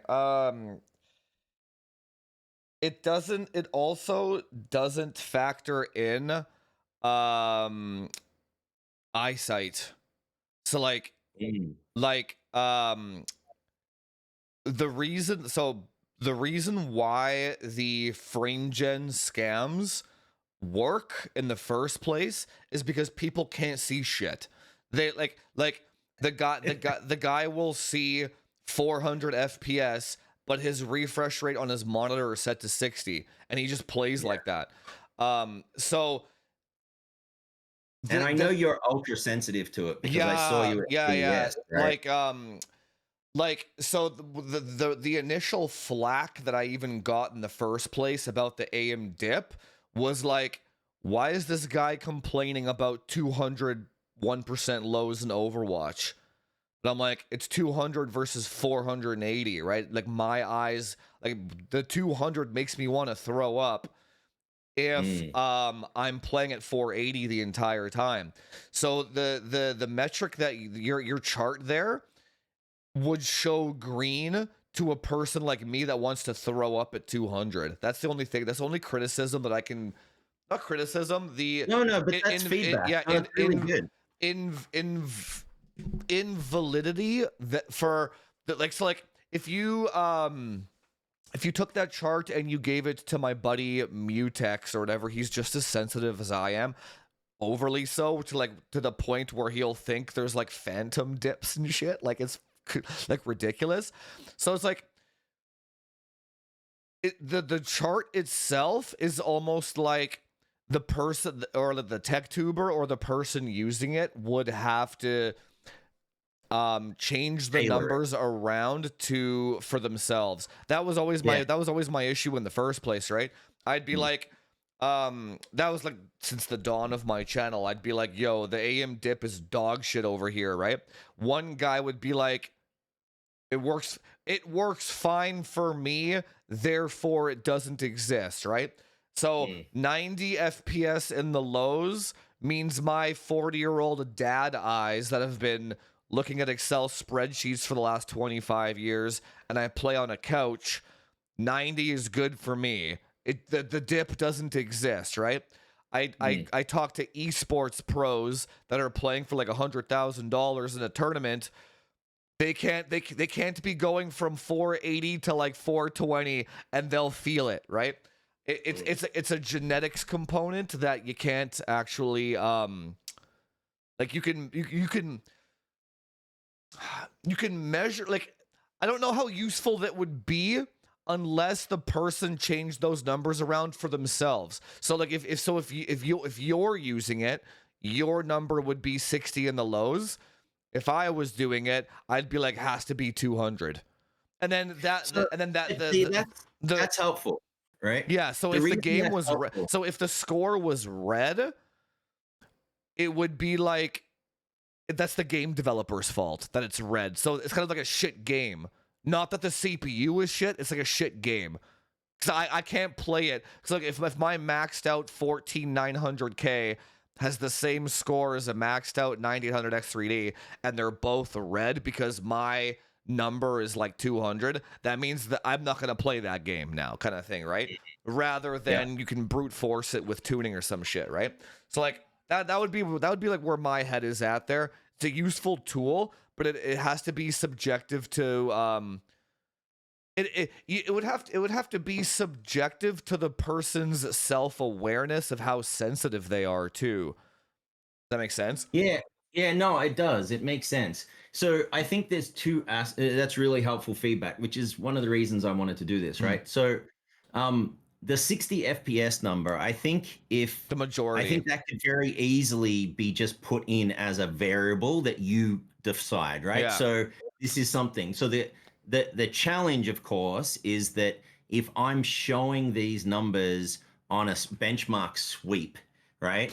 I would I could make two choices. So first of all, you could easily personalize it, but then that data wouldn't be useful to anyone else, Yeah, right? Because exactly. Yep. it'd be you and you wouldn't be able to compare it with me because that's your sensitivity, right? Yep. Bingo. So if you were someone that liked to kind of dig in and understand things, it might be.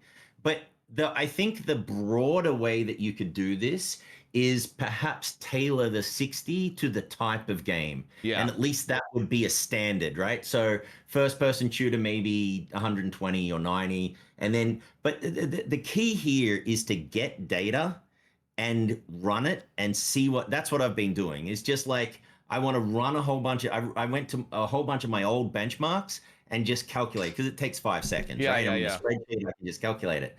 And then look at it and ask myself, did the game feel good or did it feel bad to me, right? But I think a change to the equation could very well be that 60 number becomes a variable, right? A variable that's Yeah. based on game type, right? Yeah, you would have to like I think you'd fight an uphill battle there because you would have to get everyone that uses it to agree on a standard of it. That's never going to happen. You're never going to get everyone to Yeah, agree on a standard. It'd be like yeah, and impossible. I think I agree, which is why I started with 60 because if you don't select something, you're just going to get arguments all the time, Yeah, right? exactly. Yeah. So, Yeah, and even the if other I'm thing like, yeah, hang on, sorry. If I'm like, I'm gonna use 120 because that's my minimum, they'll be like, your eyes can't see over 24. What's wrong with you? is, You know what I'm saying? It's like, all right, stay bronze 5, you shitter. Like, good God. Now, the other thing that I want to say here about the 265K having better lows than 4K Ultra, yep, did you use the same SSD for all of those? Or I different? did. You did? Yeah, I used a Samsung 4 terabyte 990 Pro. Oh no, so like what I mean is like when you moved it over from the Intel system to the AMD system or vice versa, the game settings were the exact same. Yep.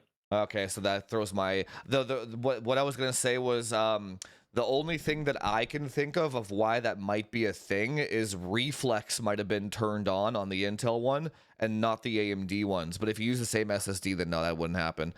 So that's So the other thing is I go into the menu because I take photos, like yeah. because I'm very anal about that. Because the game that I hate is Red Dead Redemption 2. Hmm. For some unknown reason, every time like you go in, Oh it'll yeah. just reset everything, and there's 10,000 Yeah, options, yeah, right? yeah. But it's like I'll take photos and then I'll be like, ah, crap, it reset. What did I? And so I tend to benchmark on standard settings as well, but I still go back in and check because there's games where you can select the standard graphical settings, like Ultra, for example, or in like Call of Duty, selecting balanced or Ultra or whatever minimum, right? And then I Oh, go wait a in. minute. The game that's doing that is Total Warhammer. Oh yeah, that makes perfect sense. That's an RTS title. Um, Yeah. yeah, I'm surprised it actually performed that well in 1080p. Did you just use the top CPU benchmark, or how did you do that? Because that game hates AMD CPUs. Oh, it does. I Yeah. know. I use the newer benchmark. So there's the top one, and then there's the fifth one down. It was released about a year ago or so. In the 5 benchmarks that it gives you, right? So I think you're probably correct there because Cyberpunk, when you run ultra settings, it bumps up the quantity of AI people walking around on the street. And then in Total Warhammer, I don't think it bumps up the number of units, but It does. Oh, yeah, yeah. it It's does. very visible. Oh, there you Oh, go. yeah. So Yeah. In 1080p low, there's like, I don't know, 1/10 the number of units on screen. okay, so that has nothing to do with the actual resolution and textures of the. It's the sheer number of shit that has to be. The It's information being computed by the yeah, CPU, it can't right? keep up. Yeah, Rift Breaker Yeah. is another one that you can do that with, Yeah. and God, what was not? There's a lot of any. I talk about that all the time. Any Factorio, any Yeah. game where you load up too many assets on the screen at once, fucking destroys your eight. That so the chart that you did there basically just shows the dip when you exceed the cache's limit. That's what that is. Yeah. Yeah. Yeah. Yeah, that's what I think's happening, and the That's same what's thing in happening. Microsoft Flight Simulator. That's 100% what's Microsoft happening. Flight Simulator, yeah, is super heavy on GPU and CPU, right? Because you've got a lot of environmental things changing constantly. Flight Sim Like is I'm the flying same over on New those two, York. though. Sorry? Flight Sim is the same on the 3D chip and the 265K. Basically, they're both green. It's close. Yes. Yeah, it's close. Like one, but still the 265K has a small advantage, right? That makes perfect sense to me, honestly. Yeah. Yeah, that makes perfect sense. I haven't showed it in such a nice looking graph like that, but yeah, basically every time. I don't know why people argue that though. It's like, Oh, I mean, you can you imagine some of the comments that I got about like dude, it's it's like I'll release I'll release a short that's like 9800 X3D sucks in these games, and the comment will literally be like, it doesn't lose in any game at all. I'm like, go test any one of these fucking games, bro. Like, what the hell? It's so the thing easy. is, if It's you're insane. only looking at the left, of course, like because really the vast majority of YouTubers are testing here, and I'm agreeing, it does really well there, right? So anyway, it's interesting. That is interesting. I kind of want to try out the ultra settings thing now, though. Maybe I'll. Do you mind if I steal that idea for a video? What, ultra settings versus low? No, just ultra. I'm not. I don't have the time to do all that shit. No, of course. Okay, yeah. Of So course. I'll because I'm actually just genuinely curious because I don't play at 4K. I play at 1330p. So my benchmarks are all at 1330p. So I wonder if I'm actually showing AMD in a better light than I should be for 4K gamers. In which case, I'm not doing my job well. Because I never would have. It makes sense that when you just toggle the top setting to ultra settings, that it would increase the AI density as well. That does make sense. I never thought about that though. It changes a lot of settings, right? And so, I mean, it's very obvious in games with units, or like Microsoft Flight Simulator doesn't have a lot of units, but when you're flying over Grand Central, no, I mean, all of the environment is constantly updating and changing. Yeah, exactly. And Yeah. that game is super heavy, like at any resolution on CPU and GPU. It's a crazy game to test, but that's why I like testing it, because and you know what they say, the 3D chip is the best for that game. Yeah, so I've tested it.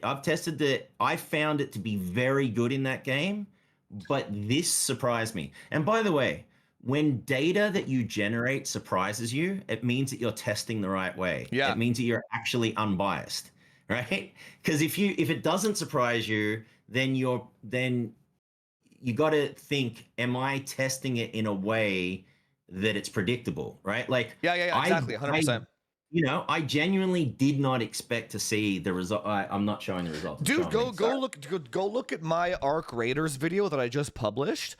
I was like, because I did it live on stream, and then when I logged into the match with the 3D chip, I was like, I thought I did something wrong with how horribly it was performing, and I couldn't explain why.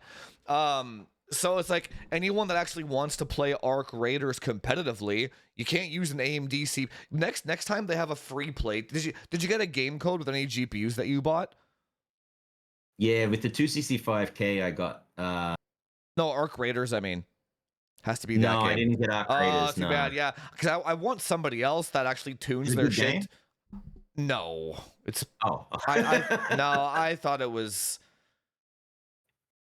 It's like a noob friendly Tarkov that's like more boring. Like, I don't know. I didn't like it. yeah. It wasn't for me. But it's just like it performed so poorly on the 3D chip that I was like, maybe I should just buy it just so I have it to benchmark because it was that bad.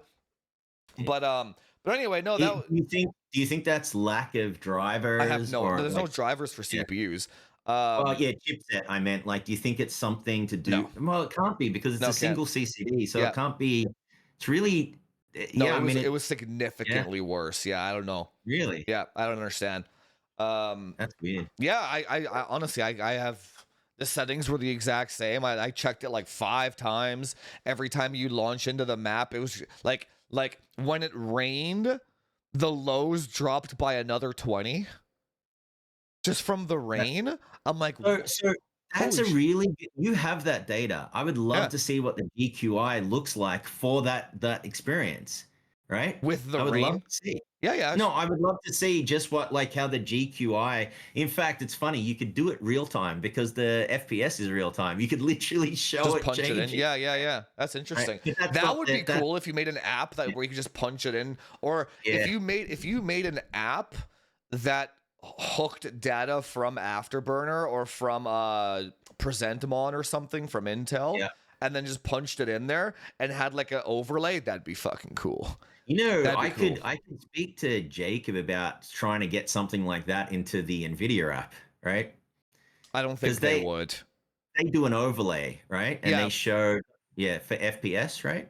yeah, but they you would they wouldn't maybe they would only do it if it showed their graphics cards in Yes, a in a better good light. light. Yeah, so Yeah, it would not it wouldn't be unbiased at that point anymore. So yeah, yeah, yeah, that wouldn't yeah, really work. Though yeah, it would have to hook off of like Presentimon or after whatever that fucking software Capframe X uses, it would have yeah, to hook that's what off I of that. use. Yeah, it would have Yeah, to I hook use off of that. CapFrame X. It has to be I unbiased. actually Yeah, I reached out to CapFrame X, so it's that guy's a interesting, right? 'Cause jackass, man. oh, is he? Yeah, he's a huge fucking jackass. Yeah, Oh, I didn't that's know. why I don't use his software. Really? Yeah, Oh, I love the software, so that sucks. no, but I like he's Is he what, arrogant or something? arrogant Or and biased. Yeah. oh, Yeah, he's really? arrogant and biased. Yeah, so he'll like go out of his way to like show that Intel is better and stuff. Like, but like, Really? yeah. On Twitter, it's all on Twitter. This was maybe Interesting. this was like 2 years ago though. Maybe he's changed now. But like, go through his Twitter history. It'll be like, oh yeah, Yeah, this guy kind of rubs me the wrong way a little bit. yeah.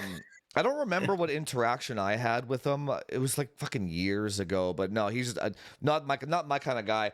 But last thing I wanted to talk about though. How long has it been? Oh yeah, almost Yeah, 2 hours. Yeah. yeah. One last thing. Back to CES for a second though. Um, let's you're staying at the Bellagio this year? Not the Bellagio, No, the Venetian. no. Yeah, I'm staying where we need to be Yeah, because I yeah, got sick okay. of doing the Yeah, morning oh my walk god. across and stuff. Yeah. Let's are there are so what you're just gonna focus on it? We should maybe talk about this off camera, but I wanna like commingle which brands that we're gonna see and what schedules that we can see them at and shit, just to make it more fucking. Yeah, It'd be handy to have like a cameraman. We can like hand off yeah, this thing, just hand this yeah, thing off to each other so we can get better shots and stuff. It's yeah, hard doing it with yeah. one person. So if we can kind Yeah, of I'm schedule up the for that. same, yeah, if we can Yeah, schedule the same kind of appointments for the same time. yeah. Inwin, I don't think I care about Inwin, but like Corsair, I would want. Mm. Apparently, what's that fucking not Deep Rock Galactic? What am I thinking? The Silent Wings manufacturer, or the which one's Oh, that be one? quiet. Be Yeah, Quiet. Yeah, apparently yeah. they're really good to work with. So Apparently. I'll tell you. So my experience with Be Quiet when I had like 200 subscribers on the channel, they sent me stuff, and Cool. I'll never forget that. Like, Cool. that's a cool move, Yeah. right? Yeah. Like, that's a class act because you don't get much out of it, but you decided to support a small creator, and I really appreciated that, That right? is cool. So Yeah. Kevin is really good. He's a good guy. He goes on with Jay sometimes, right, on his channel. But Oh, they've got cool. some nice stuff. So we should go. We should definitely. I'm up for that. Yeah. Yeah. But yeah, Let's if do we that. coordinate, the other thing we should do is we should do a podcast from CES, right? During I'm CES. down with that. Yeah. Yeah. That And would then be that would be fun, right? Oh, do we get other guests yeah. on there? Yeah, I mean, we could ask Jacob and that. I mean, the problem is equipment. I mean, we'd run it off our laptop. It should work fine, right? No, you just pre-record it and you post it later. It doesn't have to be. It Oh, doesn't okay. have to be live. Yeah. Yeah. It doesn't have to be Oh, I live. see. Yeah. Yeah, Yeah. you mean we can just set up the camera and just do it, Yeah, right? but yeah, like I've done interviews at CES before. Yeah, you just kind of put Yeah, up the camera and you have I have yeah, all that stuff. I can bring it all. yeah, Yeah, yeah. That's a good yeah, yeah. idea. Yeah, but that'd be good. Like just doing some discussions, right? Like they don't typically like to talk about things they're not showing, but I mean, talking with MSI and Asus Yeah, we can and do just that on kind like of Wednesday or Thursday after we've seen a bunch of shit and give our like yeah. review. Yeah, that would be a good. That would be a good. We got to talk to we got to talk to Intel again, and make some inroads. Same with AMD. AMD was Nothing came of I, that. Nothing. I engaged with AMD a little bit with what was the guy's name, Colton or I don't something. know. I engaged with him, but they have a third party. Like I need someone Yes, they do. direct at Yeah, AMD, yeah. right? So that's the problem. And same thing at Intel, right? But Intel. I was talking to that Mark dude for a yeah, while. He doesn't seem like they did send Intel. you anything? No, no, never did. No, Intel seems more concerned with playing defense rather than Mm. playing offense is how I would word that. They lost Uh their mojo, right? yeah, so they're like they're not gonna I don't know how to describe it. Like they just like they're too scared to do anything, it seems like. Like they're too scared of the Steves. Be bold, Yeah, they're right? too scared. Yeah, they're Yeah. just like, we don't know what samples we have. We're just not really doing samples this time around. And they're just like they're just like fucking defeated. Like they're just like so defeated, you know what I They've mean? probably been no, they've probably been warned And they that probably hey, don't trust don't people. go Yeah. yeah, don't go to people we've never worked with before in case they show our product in a bad light, Yeah, right? Yeah, yeah, that's exactly the vibe I got too. Yeah, they're like, yeah. don't trust anybody, don't send anything out, just play defense, just let the marketing team handle it. That's kind of the vibe I've been getting from Intel, Yeah. which is unfortunate. They're just gonna get fucking destroyed if they do that shit though. Yeah. They need to play offense, not defense, right? And the other Uh thing is that this year, I like if there's like the MSI party or Asus yeah, yeah. party, we've got to get on top of that early, right? So that's the other thing. But I think I that'll got be that fun. MSI party email. You know what? I'll email ASUS and ask about their party too. But I got that MSI party invite like a month in advance or something like that, or like Really? 2 months. Yeah, it was quite a bit early. I don't think they I think it's just an automated list, honestly. I don't think it's when I get the email, I'll send it to you and you can just like Yeah, contact them. I spoke with Cliff too. So I think he like since then I think he will Just add added me you to on the that. list. Yeah, yeah. Yeah, but the first year I went, the year I met you, Yeah. I went to the Asus party by myself. I didn't know anyone there Yeah. because they thought I was they it's funny. I had like 300 Yeah, subscribers yeah. and they thought that I was important by the way that I got connected with them, which was via like Nvidia, via another company, and they thought because I talked to them, they thought that I had like a boutique PC company and was making PCs or something. Weird. And I'm like, Okay. no. But yeah, because I get to Vegas and I suddenly get this invite to this really cool Asus, and Cool. it was a nice Asus party, right? And I was on the list, and I'm like, why am I on the Cool. list? right? So you But you yeah, didn't get invited last year, the same one? They're nah, like, nah, because fuck I think this they figured guy. out, Yeah, yeah. Like, this guy, yeah. he's not gonna buy anything off us, right? They're Like, like, he's just gonna buy onesie twosies, right? oh god, that's fucking good shit. Yeah, But yeah, that was anyway, funny. okay, so what did we cover? Yeah, Man, we gotta do another podcast again soon. Holy shit, there's just so much to talk about. there Um, is, there God, is. yeah. Well, let's call it there though, because I have to actually get ready for another thing that I got to get done.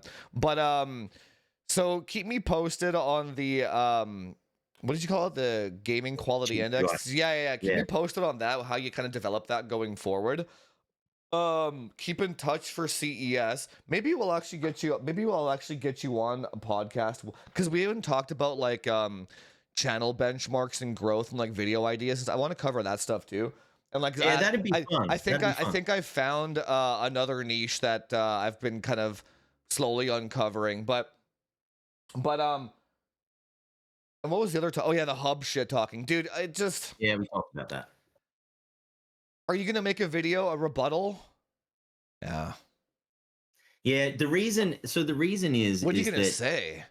well, so here's the key. I'm not going to get personal or anything like that. I'm going to be very data driven around, because I'm addressing what they said about overclocking. I want to address it properly, right? Like, just here's this data, here's your data, here's the right. So I just went through it, and I think it'll be a good video that people can use that are waking up. I really do think that there's a bit of a movement underway There is. where people are waking up. Battlefield And I woke a lot of think, people up. That's what it was. yeah, yeah. And I think that's why he did what he did, because he's feeling the pressure, and this awareness that, oh my God, if too many people ask the question, I could be exposed, right? And Yep. so I think people are waking up, and so I want to try and avoid some of the drama aspects and really just be kind of, that's my thing, right? I try to be data driven around what Did I you say and what I do, did right? you see my video on Battlefield 6 was just the beginning? Did you watch that one? I don't think So so. I kind of did something similar where because Hardware Unboxed showed his 14900K throttling down to like 5.4 with E-cores on and stuff, I remember which this. is Yeah. legit, by the way. Yeah. That is With the 100. latest firmware Yes, it updates, is. right? Yeah, that's. Yeah. I was literally gonna be like, guys, that's literally what happens when you leave that shit stock. So on my motherboard, on my Mm. 14900KS, it shoves in 1.42 volts stock. Oh, I see. It's here. Battlefield 6 was the beginning of the end. Is That's that it. the Yeah, one? that's the one. Yeah. Yeah, okay. I kind of Yeah, do I'll this. take a look. Yeah, I do the same thing in that video because Battlefield 6 was the first time where the game will attempt to utilize your entire CPU. So, have you benchmarked that game yet? No, Yeah, you got no. to get on So that shit. Yeah. so So, here's my thing. I know it's popular, but my benchmarking philosophy, so I don't play the game. okay, I see And what you're so saying. for Yeah. me, it's a bit of a struggle to get in there, get to a point Yeah, yeah, where, yeah, yeah. I can do it It's not your consistently. jam. Yeah. It's But not my jam. let me And tell you so, the gist of yeah, it, though. The gist of it is if the game detects E-cores, it will load them all up. If it that's detects, yeah, interesting. if it detects dual CCD, like the 9950X3D, Yeah. it will load them all up. So, and without, Wow. regardless of the game bar. Yeah. So, So that means a 9800 XTD really will do better than a yes. 9950 Yeah. XTD, Oh, right? way better. Yeah. By a So lot. and draws less power. So the weird Yeah. thing is in Battlefield, because it's loading every core that it sees, it pulls a shit ton of power. So if you use a 9950X3D, it will show like it's using 130 watts and get less FPS than if you just disable the entire CCD. That's interesting. And And with then so that also means that disabling E-cores yeah, will have a much bigger impact now, yeah, you get right? a huge FPS increase with a Mm. huge power draw reduction. when you disable E-cores in that game, and hyper-threading and SMT as well, right? So I would love to see a 285K tuned and optimized. It does very well in that game for that. Yeah, because you shouldn't turn the E-cores off on that, obviously. So right? the 285K in Battlefield is like one of the only games where it can actually match like a 14900K because of that reason. It has so many cores, yeah, exactly. Right? It just spreads that shit out, and it's very power efficient too. So the thing is, what I said in that video, the reason why Battlefield was the beginning of the end is because you don't have a choice anymore. So if you want to play Battlefield, you have to tune your system. You cannot leave E-cores on, and you don't have a choice.